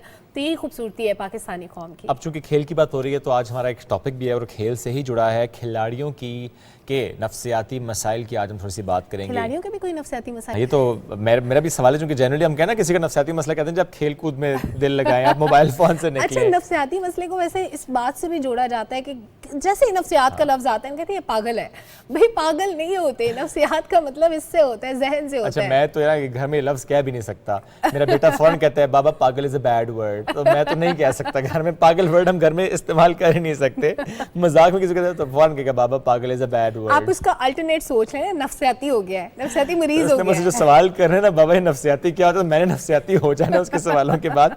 चले आज के इस मौजू की तरफ आते हैं, विच इज स्ट्रेस, एंग्जाइटी खेल के मैदान में। कोई टफ टीम है, टफ प्लेयर है, या क्राउड ऐसा है जिसमें आपको लगता है कि यार अगर हमने अच्छा ना खेला तो टमाटर वाला पढ़ना तो काम पुराना हो गया, लेकिन उसके बाद जो सोशल मीडिया पे टमाटर पड़ते हैं ना, सोशल मीडिया पे टमाटर अंडे वैसे महंगे होते हैं। मैंने आजकल में नहीं सुना किसी को पड़ते हुए, बहुत पैसे लगते हैं वो खरीदने में भी। आप पहले तो डोनेशन इकट्ठा करेंगे फिर आप लोगों को मार के जाया करेंगे। बेहतर नहीं है घर में पका के खाएं? घर में पका के खाएं या गुस्सा सोशल मीडिया पे निकालें। लेकिन बहरहाल जो प्रेशर होता है एक प्लेयर पे, वो चाहे किसी भी खेल में हो, कोई एथलीट हो, उसका क्यों एक तो ये कि प्रेशर होता है, और अगर है तो उसकी प्रोडक्टिविटी पे कितना असर होता है, इस पर बात करेंगे। We have with us sports psychologist Taimur Khan साहब। अस्सलाम वालेकुम जी, कैसे हैं आप? Thank you Shoaib, thank you Salma. Great. बाकी स्ट्रेस लेते हैं प्लेयर्स हमारे या बातें ही हैं? देखें बिल्कुल इस एनवायरमेंटल जो स्ट्रेस की आप बात कर रहे हैं या एंजाइटी की बात कर रहे हैं, it's a perceived threat with in an environment. और प्लेयर्स हो गए, कोई भी जो परफॉर्मिंग आर्ट, कोई भी अपने स्किल को परफॉर्म कर रहा है in front of audience, he is an environment, so there is a pressure. और वो उसको किस तरीके से कोप करते हैं। सैडली अभी सलमान ने बड़ी ज़बरदस्त बात की कि नफ्सियात की जब बात होती है तो लोग समझते हैं पागल है, and this was the concept even in Pakistan few years back, and fortunately now people are understanding that it's a very serious issue, and this could happen with anybody. बच्चे एग्ज़ाम देने जाते हैं, उनको एंजाइटी होती है, अगेन ये depend करता है कि आप किस सिचुएशन के अंदर हैं, और हमें उसके लिए एक मैकेनिज़्म डेवलप करना पड़ता है। जो एथलीट्स होते हैं, अगर मैं उसी से बात करूं तो वो अपने फ़िज़िकल एस्पेक्ट के ऊपर काम करते हैं, अपने एथलेटिज़म के ऊपर, अपने स्किल के ऊपर काम करते हैं, यानी कि टेक्निक के ऊपर, पर मेंटल साइड पे काम नहीं होता। और जब आप कंपटीशन एनवायरनमेंट के अंदर जाते हैं, सो इज़ 90% योर मेंटल। और ये दुनिया के जितने बड़े स्पोर्ट्समैन हैं उन्होंने यही बात की है कि is 90% mental when you perform on the day. तो इसके लिए obviously there certain attributes, certain characteristics that you have to develop. आप जिम में जाके ट्रेनिंग करते हैं, इसी तरीके से आपको मेंटल ट्रेनिंग की भी ज़रूरत होती है। तो वो चीज़ें हैं और इस तरह बहुत सी चीज़ें। देखिए, क्या हमारे प्लेयर्स की ये मेंटल ट्रेनिंग होती है? देखिए, मैंने पाकिस्तान टीम के साथ काम किया 2019 वर्ल्ड कप तक। ओके। और उसके बाद आई एम श्योर वो अपनी कैपेसिटी के अंदर उनको काम करते हैं। पाकिस्तान क्रिकेट बोर्ड उनको ये सारी जब आपने काम किया तो मैं जानना चाहता हूँ क्या काम किया, इश्यूज क्या थे जिसको आपने फिर एड्रेस किया और कैसे किया? देखिए, हर प्लेयर की एक डिफरेंट सोशल और इकोनॉमिक। हम बिल्कुल नहीं कहेंगे आप इसका नाम लेके बताएंगे उसका ये इशू था, लेकिन इशू जरूर बताएं। नहीं, मैं बिल्कुल इशू। लेकिन वैसे एक बात मैं यहाँ पे ऐड कर दूं कि इशू कोई भी हो, मसला कोई भी हो, लेकिन हम जैसे कहते हैं ना कि सारे मुत्तहिद हो जाते हैं, इकट्ठे हो जाते हैं, تو ابھی جو لاسٹ میچ جس کا ہم نے گیسٹ پہ جانے سے پہلے بھی جی، ذکر جی۔ کیا، تو اس میں جتنے ہمارے پلیئرز ہیں انہوں نے جو شرٹس پہنی وہ اگر میں پروڈیوسر سے کہوں گی دکھا بھی سکیں کہ وہ آدھی پانی میں ڈوبی ہوئی تھی. وہ یہ بتانے کی کوشش کر رہے تھے کہ پاکستان اس وقت مشکل میں ہے، یہ ہم دکھا رہے ہیں اور یہ متحد ہونے کا وقت ہوتا ہے. دیکھیں پیچھے کوئی نہ کوئی مسئلے تو چل رہے ہوتے ہیں، لیکن ان مسئلوں میں رہتے ہوئے اپنے ملک کی ریپریزنٹیشن اور اس کے بعد اتحاد کے ساتھ رہنا اور پھر ان مسئلوں سے نکلنے کی اکٹھے کوشش کرنا، دیٹ از ویری امپورٹنٹ. تو آپ ذرا مسئلے جان لیتے ہیں کہ پیچھے کیا چل رہا تھا بغیر نام جانے. مسئلے کیا تھے؟ نام نہ لینا کس کو کیا مسئلہ تھا. یہ ڈفرینٹ مسائل ہیں. دیکھیں بیٹسمین کو یہ مسائل جو سب سے بڑا مجھے جو پلیئرس کی طرف سے خاص طور پر بیٹسمین کی میں بات کرتا ہوں، ان کو جو سب سے بڑا انزائٹی یا تھریٹ ہوتا ہے کہ وہ پہلی بال پہ آؤٹ نہ ہو جائیں. اچھا، یہ سب سے بڑا ہے ہوتا ہے. پھر اور اسی لیے ہو بھی جاتے ہیں اکثر ہو جاتے ہیں، لیکن یہ this is the threat while they are going in to bat. یہ وہ جو پیریڈ ہوتا ہے فرام دا ڈریسنگ روم جب تک وہ اندر جاتے ہیں کریز پہ، یہ ایک تھاٹ پروسیس ہوتا ہے، لیکن اسی تھاٹ پروسیس کو ہم چینلائز کرتے ہیں. کیسے؟ اب جس کو یہ ڈر ہے کہ میں پہلی بال پہ آؤٹ ہو جاؤں گا، اس کو آپ نے کیسے اس اسٹریس سے نکالا؟ دیکھیں اب اس کے لیے یہ اگین میں نے اس سے بات کی، اٹس ناٹ سم تھنگ کہ میں ان کو کوئی گولی دے دوں گا یا کوئی انجیکشن دے دوں گا. اس تھاٹ پروسیس گولی نہیں دی جائے گی ان کو. نہیں، گولی بالکل نہیں. اسی لیے جب گولی کا ذکر ہوتا ہے میں ہنس پڑتی ہوں شعیب سیریس باتوں میں بھی. ٹھیک ہے. تو اس میں یہ ہوتا ہے، دیکھیں ہمارا mind is in a continuous thinking process. ہم یا تو آگے کا سوچ رہے ہیں یا پیچھے کا سوچ رہے ہیں. ہم بڑا کم ان دا مومنٹ رہتے ہیں. تو ہم پلیئرس کو کوشش کرتے ہیں کہ جو ان کی پچھلی سوچ ہے اور جو ان کی اگلی سوچ ہے اس کو پازیٹیو کریں، یعنی کہ so that they can control their thinking process. اس سے کیا ہوتا ہے کہ ایک پازیٹیوٹی ان کے اندر آتی ہے، اینڈ دیٹ وے ان کے فوکس کو انکریز کرنے کے لیے ہم لوگ ایٹ دا ٹاسک جو وہ ٹاسک کر رہے ہیں اس کے اوپر کنسنٹریشن انکریز کرنے کی ڈفرینٹ ایکسرسائزز کرواتے ہیں. کوئی ٹپ ہوتی ہے ایسی؟ کیونکہ میں جب کبھی نیوز کرتی ہوں تو یہ والا فیئر میرے اندر بھی ہوتا ہے کہ مجھ سے فمبل نہیں ہونا چاہیے پہلی ہیڈ لائن پہ، ایٹ لیسٹ پہلی سٹوری میں وہ پہلی بال پہ آؤٹ ہونے والی بات ہے. تو اس کو آپ کیسے چینلائز کرتے ہیں؟ اس کے لیے کیا وہ ہم نے سب نے کچھ نہ کچھ صورتیں بھی سوچی ہوتی ہیں نا، اس سے پہلے چھو کر لیتے ہیں پڑھ کے نیوز اینکر بھی کتنا مشکل کام. نہیں، یہ یہاں پہ بھی کچھ نہ کچھ پڑھ کے آپ بھی پڑھتے ہوئے ہم سب کو عادت ہوتی ہے نا. ہر بندے نے اپنا فارمولا رکھا ہوتا ہے. کوئی درود شریف پڑھ کے بیٹھے گا، کوئی سورت پڑھ کے بیٹھے گا، کچھ نہ کچھ ضرور پڑھیں گے کہ بھائی غلطی نہ ہو. بالکل ایسے ہی. دیکھیں اگین سلما، اس کے لیے I mean it's a process that they have to follow. ان کو اپنے پروسیس پہ یقین کرنا ہے. وہ پریکٹسز کرتے ہیں. Why do they practice? Situational practices ہوتی ہیں آج کل کہ میچ کی آپ پریکٹس کو مشکل کر دیں تاکہ میچ آسان ہو جائے. پریشر کے لفظ کو، اٹس آل اباؤٹ پرسیپشن.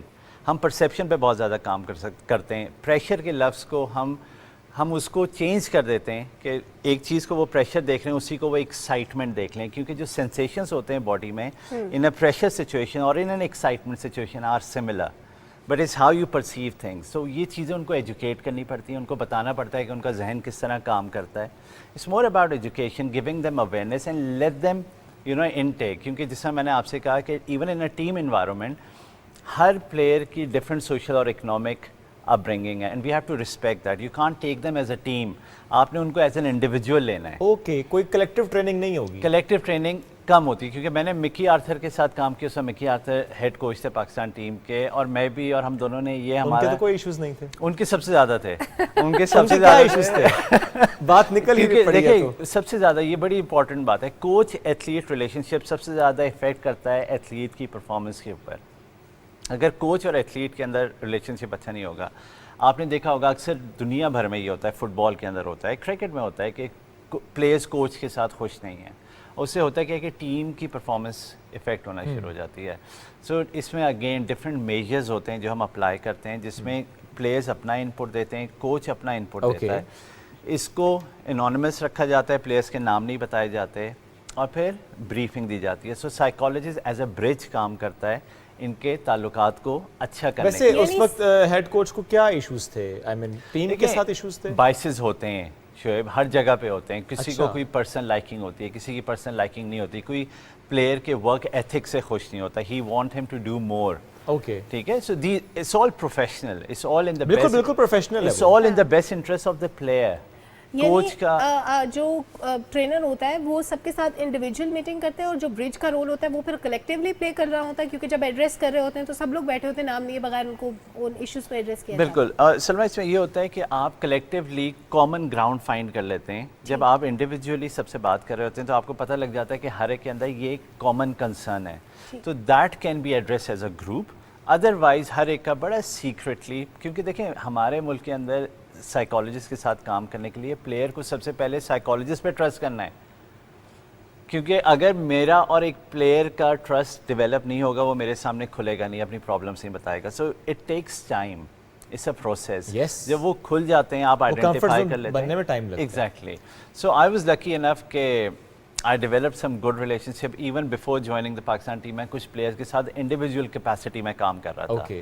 और जब मैं आया सो इट टाइम, एक तो देखें इतना ट्रैवल होता है जब, क्योंकि मैंने जब काम किया तो Pakistan team was on the move continuously. हम एक शहर से दूसरे शहर, एक मुल्क से दूसरे मुल्क, और ट्रैवल फटीग होती है.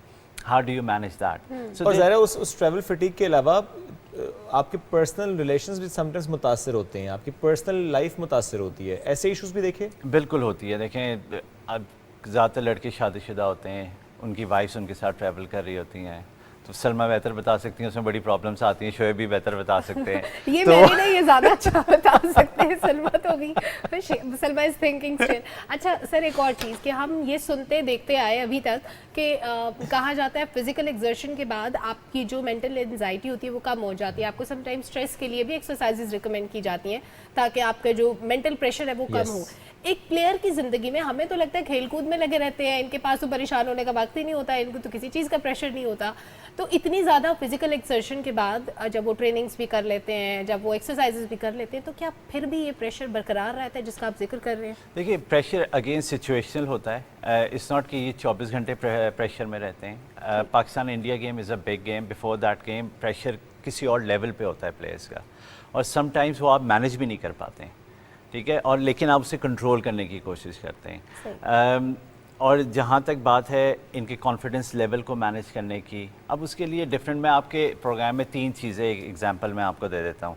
देखिए हम इनकी गोल सेटिंग के ऊपर बड़ा फोकस करते हैं. गोल सेटिंग से ये होता है, और वो गोल्स ये नहीं होते कि लॉन्ग टर्म या शॉर्ट टर्म, वो डेली गोल्स और आवरली गोल्स होते हैं. उससे होता है ये कि वो एक चीज़ अचीव करते हैं तो उनको उससे कॉन्फिडेंस मिलता है.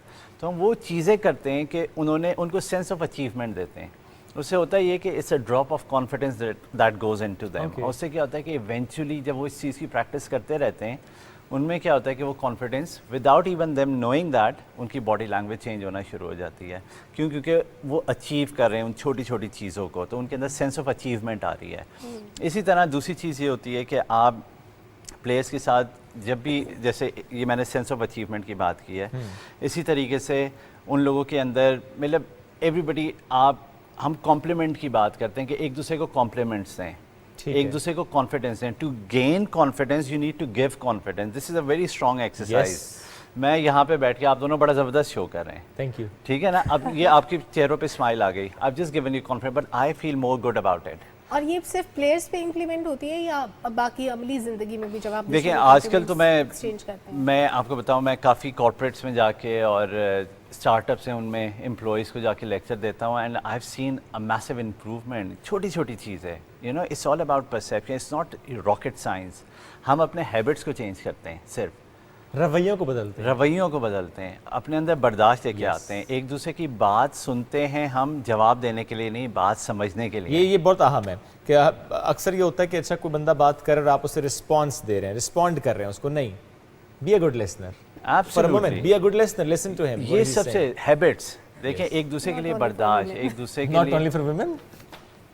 तो ये चीज़ें, ये छोटी छोटी चीज़ें जो हैं, ये जाके and they all add up, और इवेंचुअली प्लेयर की पर्सनालिटी चेंज होना, और वो चाहे प्लेयर हो या फॉर दैट मैटर ये इशू जिसके साथ भी हो. अच्छा, इसमें एंग्जाइटी की जब हम बात करते हैं, क्या एंग्जाइटी कंट्रोल होती है, मैनेज होती है, या ख़त्म होती है? देखिए कंट्रोल होती है और एंजाइटी होनी भी चाहिए. Performance anxiety is good. अच्छा, परफॉर्मेंस एंजाइटी इज़ गुड कि मैं थोड़ा सा एक टेक्निकल टर्म यूज़ कर लेता हूँ. एक हमारे जहन में एक चीज़ होती है, ख़ास तौर पे स्पोर्ट्समैन के लिए एक लफ्ज़ यूज़ होता है, वो कहते हैं अटेंशनल कंट्रोल सिस्टम. जब आप एक इन्वायरमेंट के अंदर जाते हैं तो प्लेयर्स की हमारी 5 सेंसेस होती हैं. हम देखते हैं, हम सुनते हैं, खाते हैं, टच करते हैं. ये 5 सेंसेस एंटेना आपकी माइंड को सिग्नल देती हैं. आप माइंड को ट्रैक कर सकते हैं इन 5 सेंसेस के through. If you can do that, that's such a strong exercise. आप अच्छा देखें, अच्छा सुने, अच्छा बोलें. You're tricking your mind to be more positive. Very nice.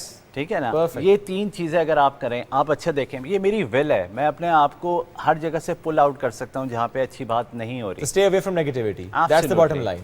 Perfect sir. Thank you very bottom much. line is سلما کو دیکھیں, سنیں اور بات کریں. ٹھیک ہے, تو ہم بریک لے لیتے ہیں پھر. بریک, اور ہم یہ کام کرتے ہیں, ایکسرسائز کرتے ہیں. Stay with us.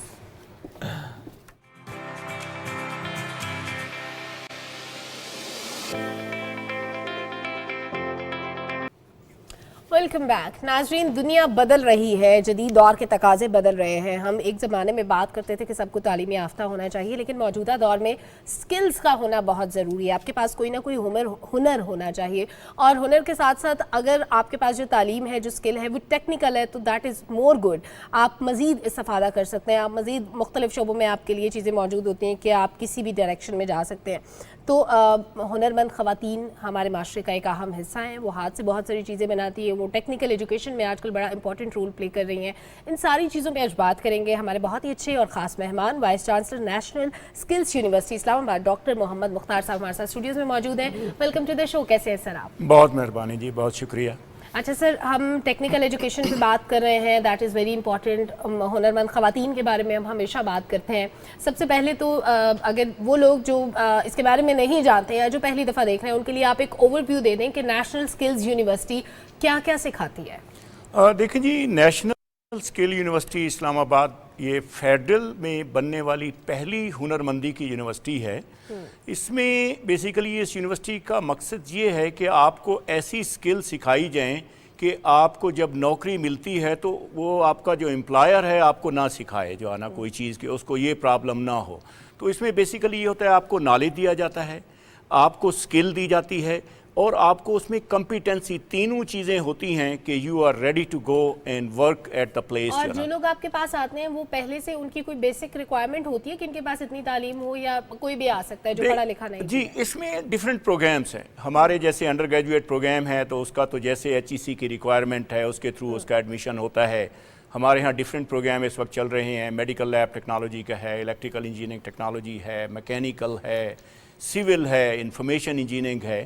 لیکن کچھ پروگرام ہمارے پاس ایسے بھی چل رہے ہیں جس میں اونلی میٹرک کے بچے آ جاتے ہیں, جیسے موبائل فون مینوفیکچرنگ ہے.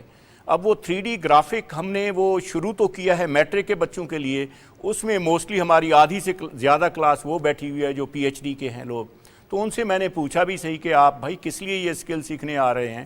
تو انہوں نے کہا جی ہمارے لیے مسئلہ یہ ہے کہ ہمارے پاس ڈگری جب ہوتی ہے, جاب اگر نہیں ملتی, تو ہمارے پاس یہ 3D گرافک کی اگر اسکل ہے تو we can earn a good money from the freelancing and different other. زبردست, آپ نے بہت اچھی بات کی. سر شعیب, کتنا امپورٹنٹ ہو گیا ہے نا آج کے دور میں آپ نہ کچھ ہاتھ سے کرنا آتا ہو. دیکھیں آپ پڑھ تو لیتے ہیں کتابوں میں بہت کچھ. لیٹ سپوز اگر میں نے میتھس کام پڑھا, مجھے کیمرہ آپریٹ کرنا نہیں آتا تھا. اگر مجھے کیمرہ آپریٹ کرنا آتا ہوتا تو میں خود سے ڈاکیومنٹریز بنا سکتی تھی, میری ڈپینڈنسی ختم ہو جاتی. میں اگر ایک NLE کا کام بھی سیکھ لیتی ہوں, نان لینئر ایڈیٹر جس کو کہتے ہیں, تو میں اپنے ہاتھ سے ایڈٹ کر سکتی ہوں بہت ساری چیزوں کا, اور اس کا بھی بہت زیادہ اسکوپ ہوتا ہے.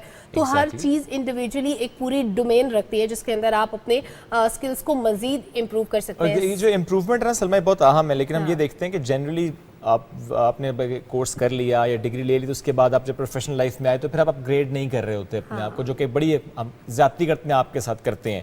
پھر ہم گلا یہ کرتے ہیں جی ہم اچھا کما نہیں رہے, ہم آگے بڑھ نہیں پا رہے. لیکن مسئلہ یہ ہو رہا ہے کہ ہم نے بیسیکلی اپنے آپ پہ انویسٹ نہیں کیا. How universities can play in that? دیکھیں جی, یہ نیشنل اسکل یونیورسٹی اسلام آباد ایک نیا ماڈل لے کے آئی ہے, اور اس کے لیے ہمارے جو وفاقی وزیر تعلیم اور پیشہ ورانہ تربیت ہیں, انہوں نے اسپیسیفکلی ہائر ایجوکیشن کمیشن کو کہا بھی ہے کہ اس ماڈل کو ریپلیکیٹ کیا جائے. اب نیشنل اسکل یونیورسٹی کا ماڈل یہ ہے کہ national skill university NSU student once, NSU student for ایور. اس میں ہوتا یہ ہے کہ جیسے آپ ہمارے بیچلر پروگرام میں آتے ہیں, تو آپ بیٹی بات کر رہی تھی ماس کمیونیکیشن کی, سو شی گیٹ اے جاب, اور اس کے بعد دیکھتی ہے کہ لیٹ سے کہ وہ گرافک میں کام کر رہی ہے کسی جگہ پر, تو گرافک از کنٹینیوسلی چینجنگ. سال 1.5 سال بعد وہ سارے کا سارا چینج ہو جاتا ہے. تو ہم جو ہے نا اپنے جو ہمارے الومنائی ہیں ان کے لیے free of cost, they will be student for ever. ان کو مائکرو کریڈینشلنگ کے ذریعے جو ہے نا ہم ایک یہ پروگرام ہے ہمارا जिसमें आपकी 3 दिन की ट्रेनिंग होगी, that could be online, that could be on campus. तो इस तरीके से हम चाह रहे हैं कि ये जो रीस्किलिंग का फेनामेना जो कि इस वक्त बहुत ज़्यादा डिस्कस हो रहा है कि दुनिया में, बल्कि वर्ल्ड इकोनॉमिक फोरम ने भी इस पर एफर्ट यही हो रही है कि हमारे बहुत सारे लोग ऐसे हैं जो कि आने वाले 10 साल में जो वो जॉब्स कर रहे हैं उस जॉब पे वो उसके काबिल नहीं रहेंगे, क्योंकि हमारे ये जो ऑटोमेशन है इसने और डिजिटलाइजेशन ये बहुत बड़ा थ्रेट है हमारी ह्यूमैनिटी के लिए। तो हम बेसिकली अपने जो हमारा सिस्टम है वो कंटिन्यूसली आपको जो है ना रीस्किल करता रहेगा। और सर हम टेक्निकल एजुकेशन लड़कों के लिए तो हम लोग प्रेफर करते हैं, लेकिन ख़वातीन हमारी बहुत सी ऐसी होती हैं जो टेक्निकल से ज़्यादा कोई और हुनर सीखने में इंटरेस्टेड होती हैं। कोई शायद सिलाई कढ़ाई सीखना चाहेगा, कोई शायद कोई ब्यूटिशियन बनना चाहेगा, कुछ भी। क्या ख़वातीन के लिए ये चीज़ें भी अवेलेबल होती हैं अलॉन्ग विद टेक्निकल कोर्सेज? जी डेफिनेटली मैं आपसे थोड़ा सा डिफर करूँगा। पिछले दिनों हमारे पास एक बेटी आ गई, तो हमारी वो ये ऑटोमोटिव मैकेनिक की जो है ना, तो मैंने कहा बेटे आप कैसे जो है ना इसको कर सकोगे जो है ना। उसने कहा सर मैं अगर गाड़ी चला सकती हूँ तो मैं गाड़ी को रिपेयर करना भी मुझे पता होना चाहिए अगर मैं अकेली हूँ किसी जगह पर जो है ना। Your point is very well taken. तो उसमें हमारे पास देयर आर मल्टीपल, जैसे digital marketing, that is another one. सिलाई कढ़ाई देखें, ये हमारी यूनिवर्सिटी ने जो है ना 2 टाइप के यानी स्किल्स को डिवाइड किया है। एक वो स्किल हैं जिससे हम अपने प्यारे पाकिस्तान की जो है ना जो आइडेंटिटी है उसको मेंटेन रखना है, like Asian cooking, that is very unique जो है ना। लेकिन इसके साथ साथ हम चाहते हैं कि वो बच्चे जो चाहते हैं कि हम जो है ना आईटी स्किल सीख कर जो है ना इसमें हम ज़्यादा कमा सकें, और उसके लिए आपने आजकल एक टर्म भी नई सुनी होगी कि न्यू कॉलर जॉब। पहले हम कहते थे कि वाइट कॉलर, ब्लू कॉलर बेचारे वो हैं जो कि अपना जो है ना हाथ से काम करते हैं। अब वही ब्लू कॉलर की मेजॉरिटी जो है ना वो ये कि आईटी की स्किल सीखी, उनको अच्छी जॉब्स मिल गई। और आने वाले दिनों में ये हमारी अभी हम क्योंकि यूनेस्को के साथ काम कर रहे हैं दुनिया के 8 मुल्कों के साथ मिलकर, तो उसमें जो सबसे बड़ा फेनामेना अगले 10 साल में आने वाला है जो है ना, तो मैक्सिमम जो है ना ये जो ब्लू कॉलर लोग हैं जो हाथ से छोटी कमाई करते हैं, न्यू कॉलर वाले लोग आ जाएंगे, means they will be earning lot of money और उनके पास स्किल्स होंगी जो। बिल्कुल, और ये स्किल्स इंपॉर्टेंट इसलिए भी होती हैं कि हम जब बात करते हैं कि आपने बिल्कुल ठीक कहा कि वाइट कॉलर और ब्लू कॉलर का डिफरेंस, लेकिन किसी भी काम में आर नहीं होनी चाहिए। हम जब अच्छी जॉब की बात करते हैं तो ऑब्वियसली हमारा मकसद ये होता है कि उसमें अर्निंग अच्छी होगी, उससे हम पैसे अच्छे कमा सकेंगे ताकि हम ज़िंदगी अच्छी गुजार सकें। सर आने वाले वक्त के लिए कुछ मज़ीद चीज़ें भी आप प्लान कर रहे हैं? एक तो आपने जो न्यू मेथडोलॉजी है उसका भी आपने जिक्र कर दिया थोड़ा सा, कि अब एक तो उसको भी एलेबोरेट कर दें कि उसमें और क्या क्या चीज़ें शामिल होंगी एक बार जो एनरोल हो जाता है आपके पास एज ए स्टूडेंट, कोई भी skill student forever. How he is a student forever? देखें जी, I mean I give you a simple example. Let's say कि आप इधर टीवी पर हैं, ग्राफिक डिजाइनिंग में हैं जो है ना, ठीक है, तो अगर जो है ना क्रिएटिव क्लाउड जो कि मोस्टली यूज़ होता है उसका कोई नया वर्जन आ जाता है, सो यू डेफिनेटली या तो अपने किसी कलीग के पास जाएंगे या देखेंगे किसी यूनिवर्सिटी को, तो we will be providing you, अगर आपने हमारे यहाँ से एजुकेशन ली हुई है, that will be free of cost to you, कि हमारे टेक्निकल एक्सपर्ट आपको राइट अवे ट्रेन कर देंगे। But other people we will be charging some money, क्योंकि यूनिवर्सिटी ने सर्वाइव भी करना है। So this is the benefit of like I mean going to national skill university या जो मैं यार इस मॉडल पे और यूनिवर्सिटीज भी आपको नजर आ रहा है काम कर रही हैं? उसमें देखें एक अभी हमारा जो है ना हम ये अभी रिसेंटली शुरू किया है, जो कि प्रेसिडेंट साहब की बहुत ज़्यादा ख्वाहिश थी कि स्किल्स ऑनलाइन, ठीक है, तो हमारी यूनिवर्सिटी का एक पोर्टल रिसेंटली इस्टेब्लिश हुआ है स्किल ऑनलाइन के नाम से। ये अभी अगले 10 दिन में इसको हमने रिलीज करना है। इसमें वर्चुअल यूनिवर्सिटी है, ठीक है, और एक नयन गानी यूनिवर्सिटी जो कि हरारे में यूरोपियन यूनियन ने और स्विस गवर्नमेंट ने मिलकर बनाई है, तो उनके कोलैबोरेशन से जो है ना हम ये जो ऑनलाइन एजुकेशन सिस्टम है, और पार्टिकुलरली फोकसिंग ऑन स्किल्स, आप कोई काम कर रहे हैं, इवन आप कोई मैकेनिकल काम भी कर रहे हैं, आपको नहीं आता, so our university will be providing support कि आप किस तरीके से फॉर शॉर्ट ट्रेनिंग, 2 घंटे की आपको ट्रेनिंग चाहिए, जबरदस्त, so that in virtual way we will be able to support you. बिल्कुल ठीक है, बहुत शुक्रिया। Vice chancellor national skills university doctor Mohammad Mukhtar साहब साथ मौजूद थे, और इससे मुतालिक हमसे करते छोटे से ब्रेक की तरफ बढ़ेंगे, वापस आते हैं, साथ रहिए।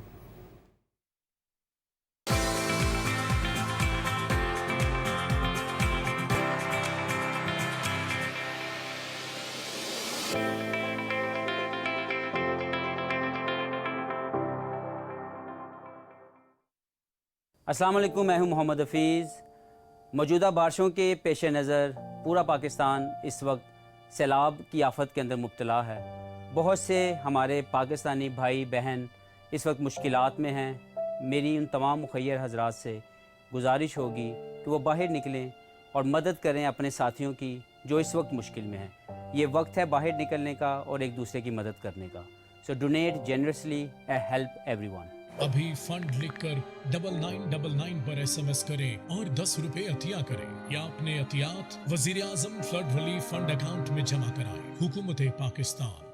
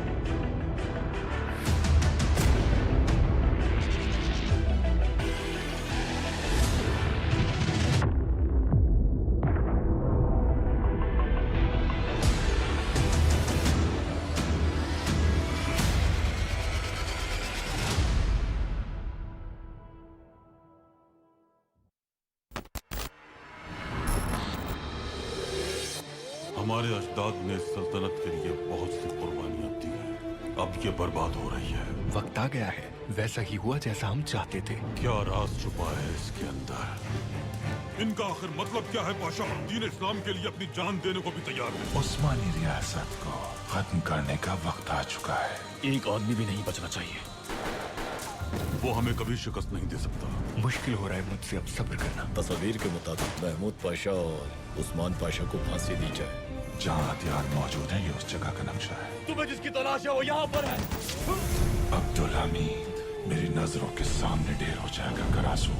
तुम अपनी घिनौनी साजिशों से सल्तनत को कमजोर कर दोगे, ये भूल थी तुम्हारे। अब्दुल हमीद को तारीख में दफन कर देंगे।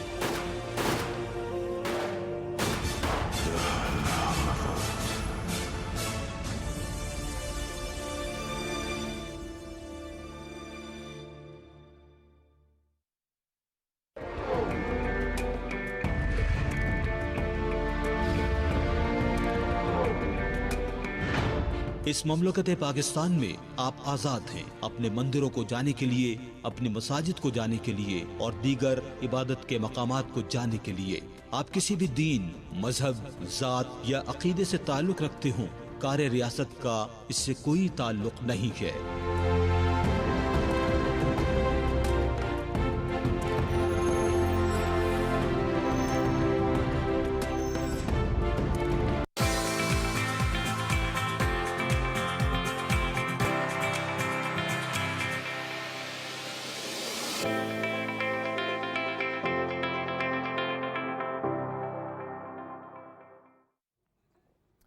Welcome back after the break. Dengue cases की बात करते हैं। हमने चंद रोज़ पहले भी इस पर सेगमेंट किया था और जिस तरह हम देख रहे हैं कि डेंगू ऑन द राइज़, चाहे वो सिंध हो, चाहे दीगर इलाके हों, सैलाब के बाद की सूरत हाल हो या फॉर दैट मैटर जनरली भी cities and towns and villages, हर जगह पे हम ये देख रहे हैं कि डेंगू के केसेस बढ़ रहे हैं।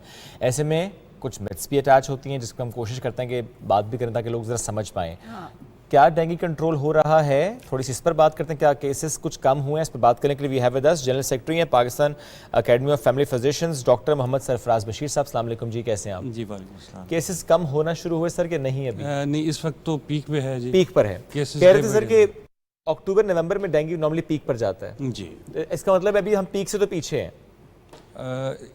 लास्ट ईयर जब जो पीक थी वो अक्टूबर में थी, लेकिन अभी जो है वो इस वक्त क्या ये पीक हम टच कर चुके हैं या अभी अब आपको लगता है कि नहीं भी और ऊपर जाएंगे?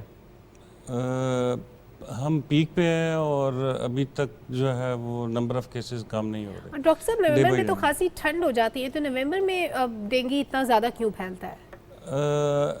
नवंबर में जो है वो केसेस सबसाइड होना शुरू होते हैं। तो बेसिकली जो है लास्ट ईयर भी जो है वो جو کیسز رپورٹ ہونے شروع ہوئے تھے وہ 15 سپتمبر آنورڈز تھے اور سپتمبر اور اکتوبر میں رہا اور نومبر میں پھر جو ہے وہ کیسز سبسائڈ ہونا شروع. لیکن اس بار بہت پہلے سے سٹارٹ ہو گیا. کیا اس کا جو پیٹرن ہے وہ کووڈ کی طرح کا پیٹرن ہوتا ہے؟ کووڈ کی ویوز ہم جس طرح دیکھتے ہیں کیا اس میں بھی ایسی ہی ویو ہوتی ہے؟ یہ کووڈ سے ذرا ڈفرینٹ ہوتا ہے کیونکہ کووڈ تو جو ہے وہ نوزوکومیل انفیکشن سے اسپریڈ کرتا ہے.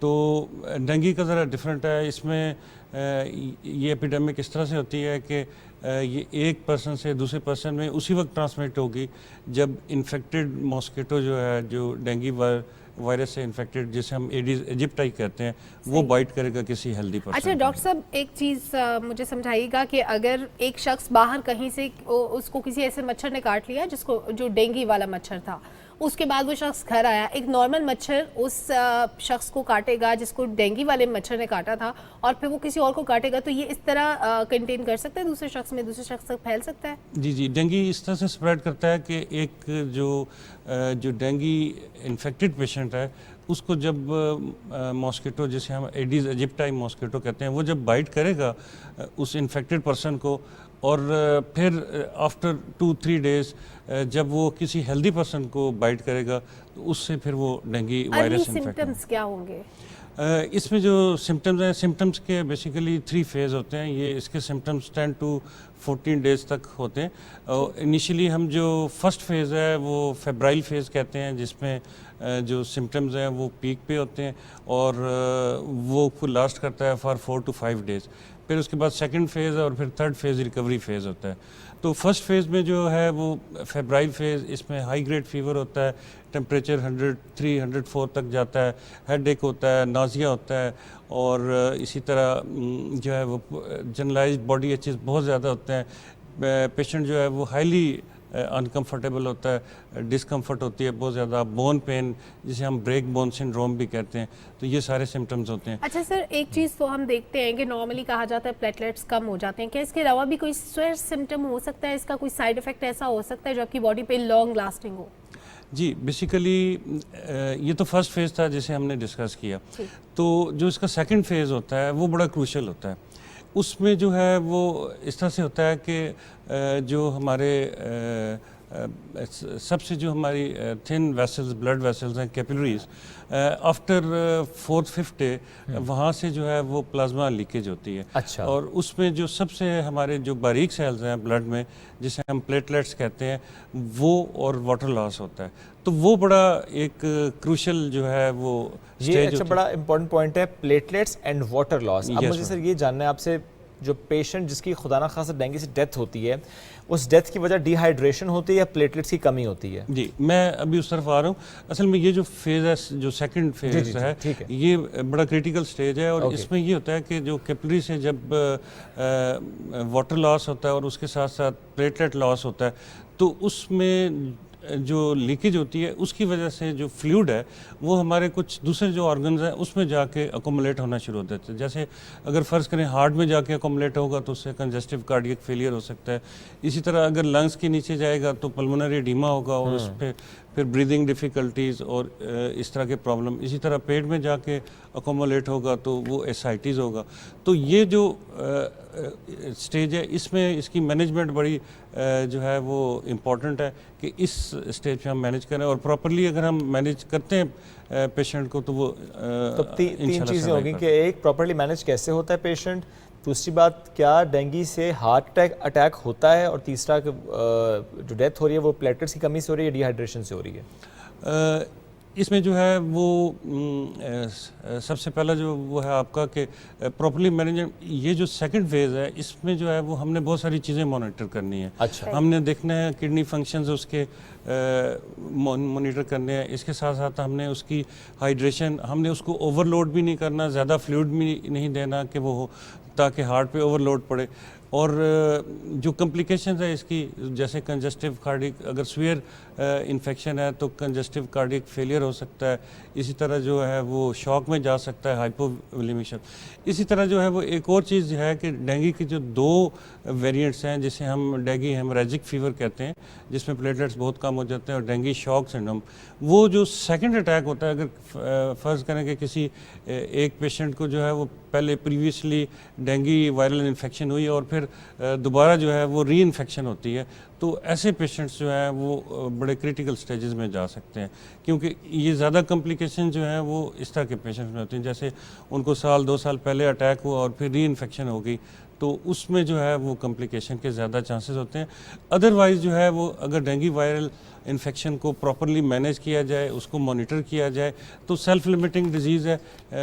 موسٹ آف دا پیشنٹس جو ہے وہ ریکور کرتے ہیں. اچھا سر آپ نے کہا کہ کڈنی فنکشنز کو بھی مانیٹر کیا جاتا ہے. کیا ڈینگی کا کوئی تعلق ہوتا ہے کڈنی فنکشن سے؟ کیا وہ افیکٹ کر سکتا ہے؟ جی بالکل. جب ڈی ہائیڈریشن ہوتی ہے واٹر لاس ہوتا ہے تو اس میں پھر جو ہے وہ ہم نے اس پہ جو پیشنٹ سے ہسٹری لینی ہے اس کو وہ بتانا ہے کہ آپ کا یورین آؤٹ پٹ کیسا ہے. جتنا وہ پانی پی رہا ہے اتنا یورین جو ہے وہ پاس آؤٹ کر رہے ہیں. اس کے ساتھ ساتھ کوئی یورین ڈسکلر تو نہیں ہے. اور پھر اس کے جو رینل فنکشن ٹیسٹ ہیں وہ بھی ہمیں ساتھ ساتھ مانیٹر کرنے چاہیے جس میں یوریا اور کریٹینن ہے. اسی طرح الیکٹرولائٹس مانیٹر کرنے چاہیے تاکہ جو ہے وہ ہم کمپلیکیشنز کو اوائڈ کر سکیں. بالکل ٹھیک ہے. Thank you sir, thank you very much. ساتھ موجود تھے آپ اور اس سے متعلق ہم سے گفتگو کر رہے تھے اور ہم سب کو ہم ایک ہی بات بار ہیں کہ احتیاط کرنی ہے. جو بھی آپ کے گھر کے آس پاس کسی اور جگہ پر اگر کھڑا پانی ہے تو کوشش کریں کہ اس کے نکاسی کا مناسب بندوبست ہو. چلیں بڑھتے ہیں آگے اور کچھ کھیل کی بات کرتے ہیں. ویمنس اسکواش کی بات کرتے ہیں, ویمنس اسکواش ویک کی بات کرتے ہیں. 17 سے 24 ستمبر تک پوری دنیا میں ویک منایا جا رہا ہے. اور سلسلے پاکستان اسکواش فیڈریشن نے اسلام آباد میں ایک ایونٹ کا انعقاد بھی کیا جس میں پاکستان بھر سے آنے والی خواتین اسکواش پلیئرز نے حصہ لیا. اس ایونٹ کا جو ایونٹ میچ ہے وہ اسکواش پلیئر آمنہ کے نام رہا اور آمنہ نے شکست دی ہے جناب مشکا زمان کو. تو یہ کتنا اہم ہے اس ویک کا منانا, اور جس طرح پاکستان میں اب دیکھتے ہیں اسکواش پلیئرز آ رہی ہیں اور جس طرح سے وہ اچھا پرفارم کریں which is very good. Yes it is very good. اور شعیب آپ نے بالکل ٹھیک کہا کہ خواتین کا آنا بہت خوش آئندہ کیونکہ خواتین کے لیے ہم دیکھتے ہیں کھیل کے مواقع کچھ محدود ہوتے ہیں. شہروں میں تو خواتین کے پاس اپرچونٹیز ہوتی ہیں لیکن وہ اسپیشلی وہ خواتین یا بچیاں یا لڑکیاں جو ایسے ایریاز میں رہتی ہیں جہاں پہ خواتین کا زیادہ باہر نکلنا کھیل کود کے لیے کہیں بھی جانا معیوب سمجھا جاتا ہے یا وہاں پہ لوگ اتنے سپورٹیو نہیں ہوتے, فیملیز اتنی سپورٹیو نہیں ہوتی. تو پھر یہ ہوتا ہے کہ پھر وہاں پر خواتین کو مواقع ملنا, ان کو سپورٹ کرنا یہ بڑا امپورٹنٹ ہو جاتا ہے. بہت ساری آرگنائزیشنز اس کے لیے کام کرتی ہیں, ان کے لیے بھی ان کا رول جو ہوتا ہے وہ بڑا امپورٹنٹ ہوتا ہے. لیکن ابھی کیونکہ یہ ویک منایا جا رہا ہے 17 سے 24 ستمبر تک, تو اس کی امپورٹنس یہ ہے کہ آپ کھیلوں کی اہمیت کو بیسیکلی اجاگر کریں, نہ صرف اسکواش کی بلکہ باقی کھیلوں کی بھی. تو اسکواش کی بات کر لیتے ہیں اسپیسیفکلی. ایگزیکٹلی اسکواش کی پلیئر بھی ہیں, اس پہ خاصی گرپ ہے ان کی, اس پر بات بھی کرتی ہیں. اینالسٹ ہیں نورینا شمس ہمیں جوائن کر چکی ہیں. نورینا السلام علیکم, کیسی ہیں آپ؟ السلام علیکم, آپ کیسے ہیں؟ الحمدللہ ٹھیک ٹھاک. نورینا کتنا امپورٹنٹ ہے یہ اس ویک کا سیلیبریٹ کرنا, اس ویک میں جس طرح ڈفرینٹ ایونٹس ہم دیکھتے ہیں اور اس ایونٹ کا ہم نے بالخصوص حوالہ بھی دیا. آپ نے ایونٹ کا حوالہ دیا, اس میں مجھے صرف ایک پلیئر ہے جس کے بارے میں مجھے بات کرنی ہے. اس کے بغیر بھی بہت ساری چیزوں کے بارے میں بات کرنی ہے, لیکن ایک ہے مشکا زمان. اگر کسی کو نہ پتا ہو, آڈینس میں کوئی سن رہا ہو, تو مشکا زمان ہماری پہلی یو کین سے 1992 میں وہ اسکواش کھیلتی تھی. پاکستان کی پہلی اسکواش پلیئر تھی جو ہارورڈ کے سائڈ سے کھیلتی تھی. And she used to play in Peshawar, اور وہ ایک پروفیشنل پلیئر تھی. تو مجھے تو بہت زیادہ خوشی ہوئی جب میں نے ان کی تصویریں دیکھی ہو کہ she is back. تو اس کا صرف یہ کھیلنا کہ ان کی ایج کی عورتیں بھی آج کھیل رہی ہے, اسکواش کھیل رہی ہے, اور ایک کائنڈ آف انکلوژن ہے. صرف یہ نہیں کہ ہم سارے پروفیشنلز کو بلایا اور کھلوایا فیڈریشن میں, وہ نہیں تھا. یہ دیکھ کے بہت خوشی ہوئی کہ کوئی مطلب ایسے پلیئرز تھے جو نارملی صرف فن کے لیے کھیلتے ہیں. تو یہ میرے لیے بہت خوشی کی بات تھی کہ کرکٹ کے علاوہ, بیڈمنٹن کے علاوہ, ٹیبل ٹینس کے علاوہ یا کسی اور مین اسٹریم گیم کے علاوہ اسکواش کو کسی نے پک کیا اور اس ویک کو سیلیبریٹ کیا. اچھا نورینا یہ بتائیے گا کہ خواتین کے لیے اپرچونٹیز کی, اس سے پہلے میں اور شعیب بات کر رہے تھے کہ اپرچونٹیز جو ہمارے دیہی علاقے ہیں وہاں پہ خواتین کے لیے اپرچونٹیز کم ہوتی ہیں. کیا اس پہ کام ہو رہا ہے, کون کون سے ادارے اس پہ کام کر رہے ہیں؟ کیونکہ ہم دیکھتے ہیں کرکٹ کے لیے تو پھر بھی کچھ نہ کچھ اسکوپ ہوتا ہے, لیکن جب فیمیلز کی بات آتی ہے اسکواش کے لیے یا اس طرح کے دوسرے کھیل جو ہوتے ہیں, ہاکی کے لیے ایون, تھوڑی سی اسکویز ہو جاتی ہیں اپرچونیٹیز. اصل میں اسکواش ایک ایلیٹ اسپورٹ کہا جاتا ہے اس کو, کیونکہ اس کے لیے آپ کو اسپیسیفک جوتوں کی ضرورت ہوتی ہے, اس کے لیے آپ کو اسپیسیفک ایک فلور کی ضرورت ہوتی ہے, آپ کو ایک اسپیسیفک کورٹ کی ضرورت ہوتی ہے. یہ کہیں بھی کھیلا نہیں جاتا, جیسے کرکٹ ہوتا ہے کہ بس ٹھیک ہے بیٹ بال اٹھا لو اور آپ باہر چلے جاتے.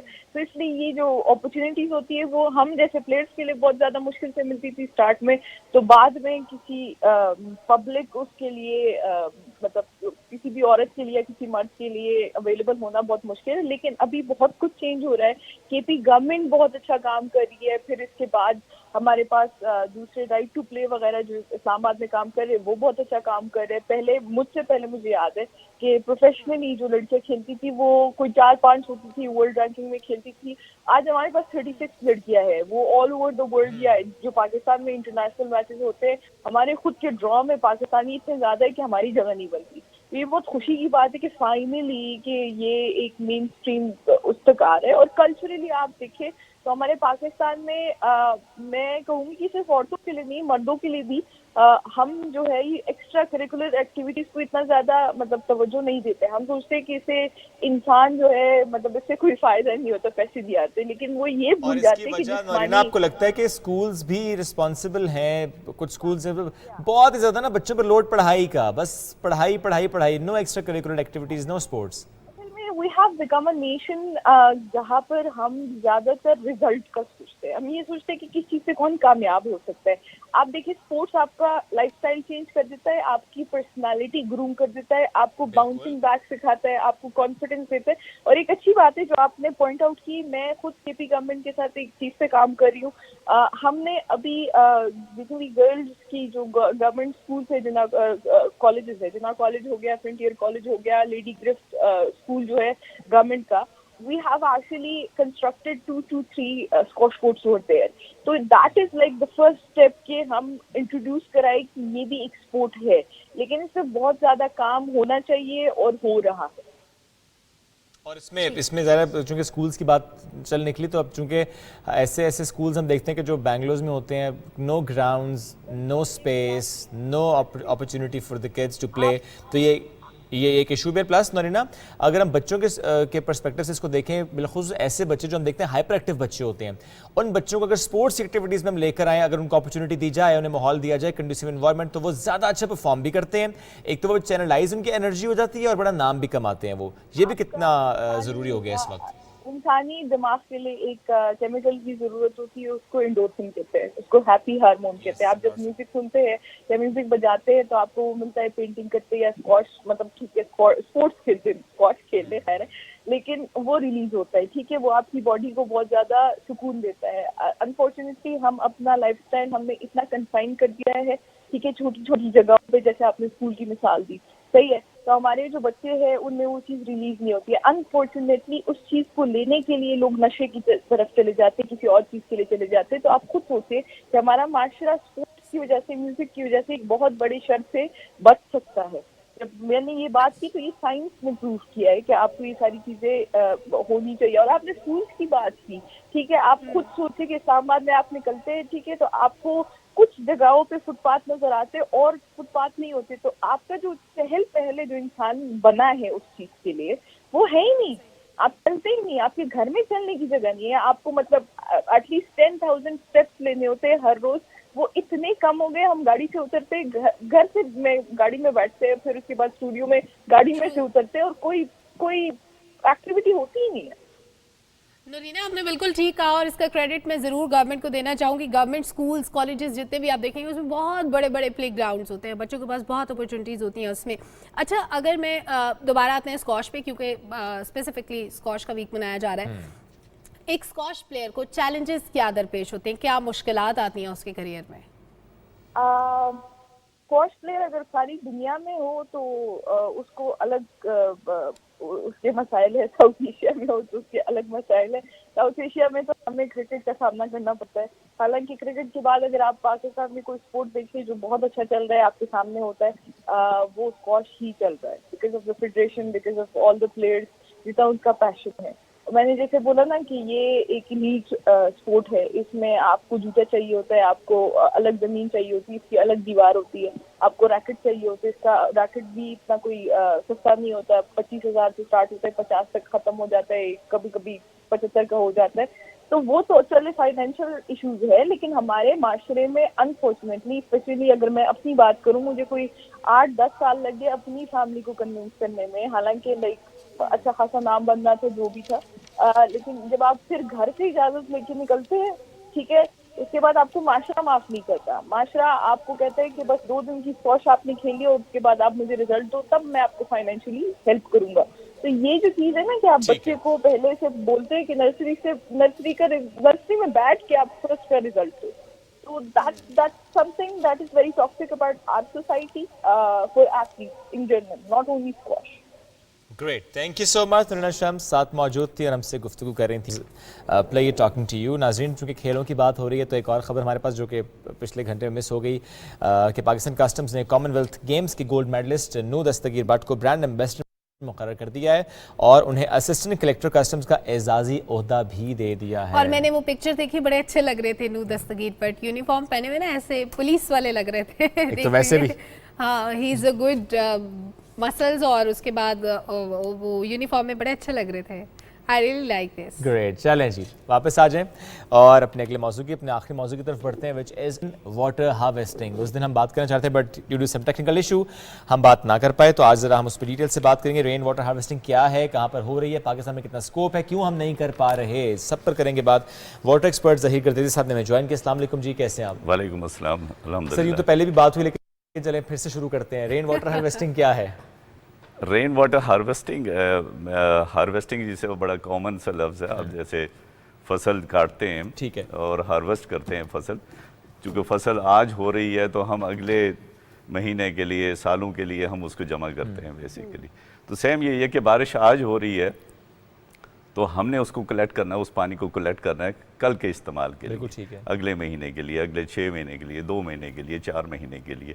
तो बेसिकली ये कॉन्सेप्ट रेन वाटर हार्वेस्टिंग यही है कि हमें आज बारिश हो रही है, हमें कल ज़रूरत पड़ेगी तो उस पानी को महफूज करना। अब ये जानना चाहेंगे सलमा कि उसके लिए सर हमें बड़े वाटर रिजर्वायर्स भी चाहिए होते हैं, लेकिन उस पर ज़्यादा पैसे चाहिए, वो लॉन्ग टर्म प्लान्स होते हैं। छोटे वाटर रिसोर्सेज की तरफ, छोटे वाटर रिजर्वायर्स की तरफ हम कैसे जा सकते हैं और कितना छोटा? देखिए, रेन वाटर हार्वेस्टिंग के बेसिकली 3 आप कहें कि तरीके हैं। एक ये है कि आप अपनी छत से अपने घर के लिए इस्तेमाल के लिए पानी कलेक्ट करें। ठीक। दूसरा जो आप बात कर रही हैं तो वो है बेसिकली कि आप सरफेस की बात कर रही हैं कि आप सरफेस का पानी बह रहा है तो उसको बड़े रिजर्वायर या पॉन्ड्स बना के उसको जमा किया जाए। और तीसरी एक जो जिसकी ज़रूरत है अभी, और वो थोड़ी सी टेक्निकल सी चीज़ भी है, कि ग्राउंड वाटर रिचार्जिंग, कि बारिश हो रही है और हमारे पास से बारिश बह के चली जा रही है लेकिन हमारे ग्राउंड को रिचार्ज नहीं हो रहा है। जो कि इससे पहले अगर आप देखें, आप इस्लामाबाद की मिसाल ले लें तो इस्लामाबाद जब इतनी बड़ी पेवमेंट नहीं थी, इतनी बड़ी बिल्डिंग्स नहीं थी, इतनी बड़ी रोड्स नहीं थी, तो वो पानी रिचार्ज होता था। और अब आप देख रही होंगी कि सुन भी रही होंगी कि ग्राउंड वाटर जो है ना वो 30-40 फुट 100-200 फुट नीचे चला गया हुआ है। उसकी मेन रीज़न ये है कि जो हम एक्सट्रैक्ट तो किए जा रहे हैं लेकिन उसके अंदर रिचार्ज नहीं हो रहा। रिचार्ज क्यों नहीं हो रहा? बारिश तो हो रही है। बारिश हो रही है लेकिन आपने और हमने बिल्डिंगें बना दी, हमने पेव कर दिया, हमने जंगल काट दिए, तो सरफेस खत्म कर दी। सरफेस उसके लिए रिचार्जिंग का आपने ऑप्शन ही खत्म कर दिया। सर, एक और चीज़ जो हम देखते थे कि जैसे घरों में बोरिंग होती है, पानी खत्म हो जाता है कुछ अरसे के बाद, लेकिन जब जलजला आता है तो उसके बाद उसी जगह पे जहाँ पे पानी का लेवल कम हो गया था दोबारा से पानी आना शुरू हो जाता है। क्या वाटर बैलेंस चेंज होता है अंडर द सरफेस? देखिए, अंदर ये जलजले की जब आप बात करें, जलजले यकीनन ये अंदर की सारी जियोलॉजी है और पानी आगे वो आ भी सकता है, वो जा भी सकता है, आ भी सकता है। और ये है इट हैपेंड आते हुए देखा जाते हुए 2005 में 2005 अर्थक्वेक जब आया था तो उसमें आप अगर जाएं तो बेशुमार, I was very much in Azad Kashmir, اور ہم نے دیکھا بہت سارے جو ہے نا وہ چشمے کہیں سوکھ گئے اور کہیں پہ چشمے بڑھ گئے تھے. ریزن یہ ہے کہ اندر فشرز اور کریکس میں موو کرتا ہے پانی, اور کہیں پہ اگر وہ بلاک ہو گیا تو وہ چشمہ بند ہو گیا, اور کہیں جو پانی آ رہا ہے وہ کہیں سے تو آ رہا ہے, اور جہاں سے آ رہا ہے وہاں ختم ہو رہا ہے, وہاں کم ہو رہا ہے. تو یہ سمپل سی بات ہے. سر ہم جب ریزروائرز کی بات کرتے ہیں گھروں میں اپنی اپنی چھتوں پہ لگانا, یہ تو کاسٹلی نہیں ہے؟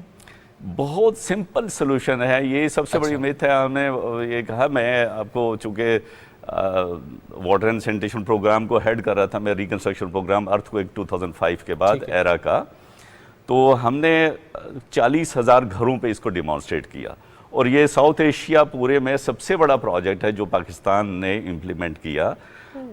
بیکاز اگر آپ دیکھیں نا تو یہ پہاڑی علاقوں میں جائیں تو یہ گھر پھیلے ہوئے ہیں, بڑا مشکل ہے کہ پائپ کے ذریعے ان کو وہ آپ پانی دیں, لیکن اللہ میاں نے بہت آسان سا سلوشن آپ کے لیے رکھا ہوا ہے کہ آپ کے گھر کے چھت کے اوپر پانی پڑ رہا ہے, وہی بہ کے نیچے جاتا ہے, اور وہاں سے پھر ہم پمپ کر کے واپس اٹھا کے لاتے ہیں, یا خواتین جاتی ہیں اور چشموں سے پانی اٹھا کے لاتی ہیں. تو وائی ناٹ ٹو کہ آپ اپنے گھر کی چھت پہ ہی بڑے سمپل سے چینلز لگا کے, اگر آپ وہ شو کر سکیں, میں کچھ سلائیڈز آپ سے شیئر کی تھی, تو وہاں پہ آپ اگر دیکھیں تو سمپل چینلز لگا کے اور اس کو کلیکٹ کریں, اور بڑا سمپل سلوشن ہے کہ اس کو کلین کرنے کا بھی طریقہ ہم نے انٹروڈیوس کروایا تھا. اور اگر دیکھیں گے تو چھوٹی سی واٹر ٹینک ہے, اس کو لگا دیں, تو اگر مہینے 10 دن کے بارش نہیں ہوئی ہے تو جو ڈسٹ اینڈ ڈرٹ ہوگی وہ چھوٹے واٹر ٹینک میں چلی جائے گی, اور اس کا اوور فلو کلین واٹر آپ کے جائے گا. صحیح. اچھا سر, کچھ پلانز تو ایسے ہوتے ہیں کہ بہت سارے لوگ مل کے بیٹھے ایک پلاننگ کی کہ آنے والے سالوں میں ہم پانی کو کیسے یوٹیلائز کر سکتے ہیں جو بارش برس رہی ہے.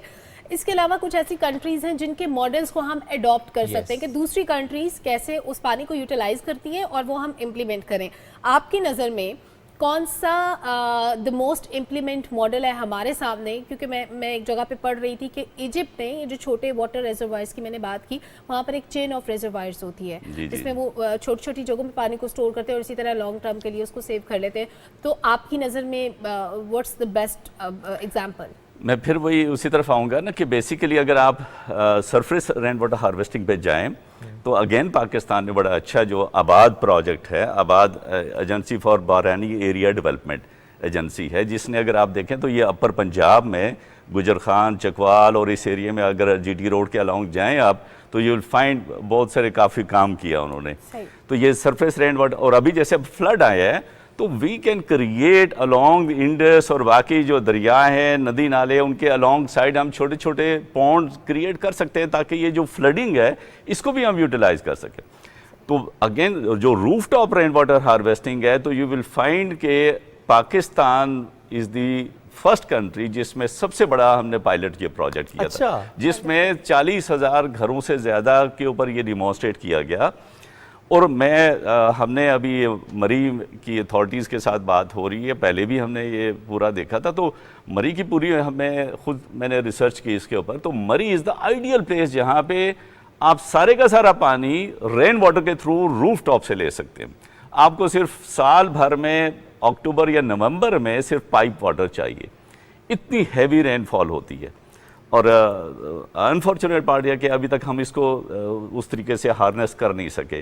لیکن اگین میں یہ کہوں گا کہ جو ہمارا پائلٹ پروجیکٹ تھا وہ ایک طرح کا ماڈل ہے, باقی کہ آپ آرام سے بڑے شہروں میں ریپلیکیٹ کر سکتے ہیں. ابھی میں یہ South Asia rain water harvesting network ہے ایک, اور I am representing Pakistan for that.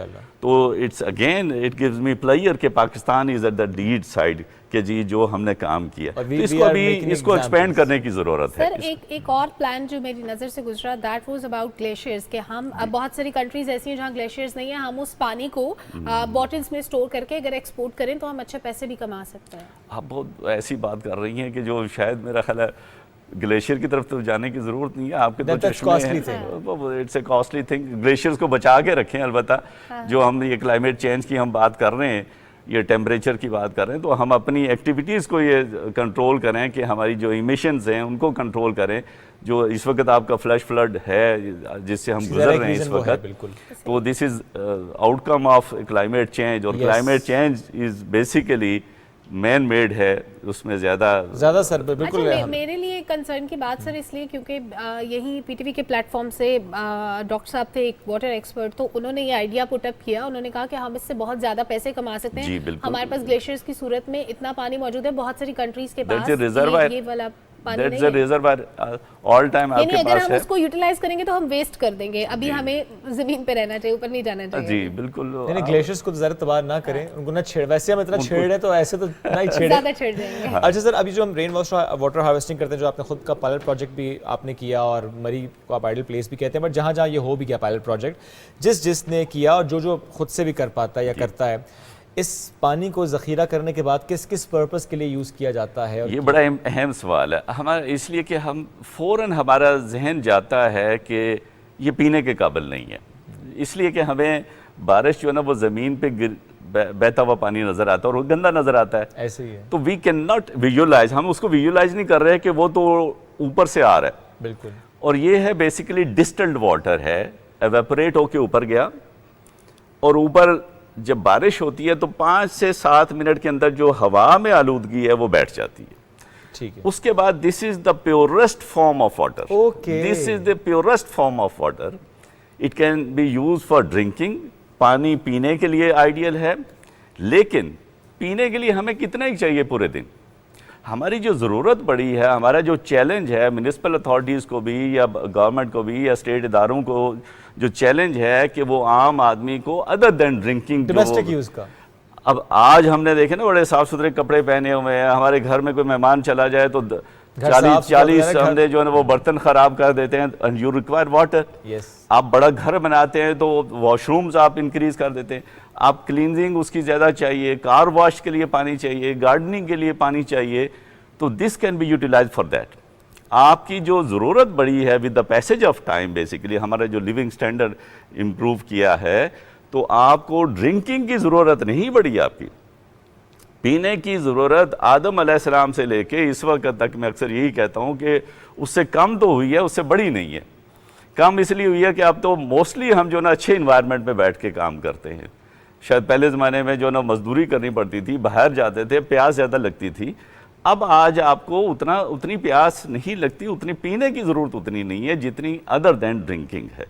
تو اس کے لیے آپ کو چاہیے clean water, and this is clean. آپ کو سیف واٹر نہیں چاہیے پینے کے لیے، آپ کو سیف واٹر چاہیے. باقی ان ضروریات کے لیے آپ کو چاہیے clean water, and this is ideal کہ نیچرل ریسورس ہے آپ کے اوپر جو نا وہ بارش ہو رہی ہے. بٹ فار ایگزامپل اسلام آباد میں جس طریقے سے بارشیں ہوتی ہیں، آپ نے تو خیر مری کا کہا کہ آئیڈیل، بٹ ہم اسلام آباد کے تناظر میں اس کو سمجھتے ہیں. 5 مرلے یا 7 مرلے گھر ہے، اوپر پوری چھت ہے، انہوں نے وہاں پہ پورا رین واٹر ہارویسٹنگ کا نظام سوچ لیا.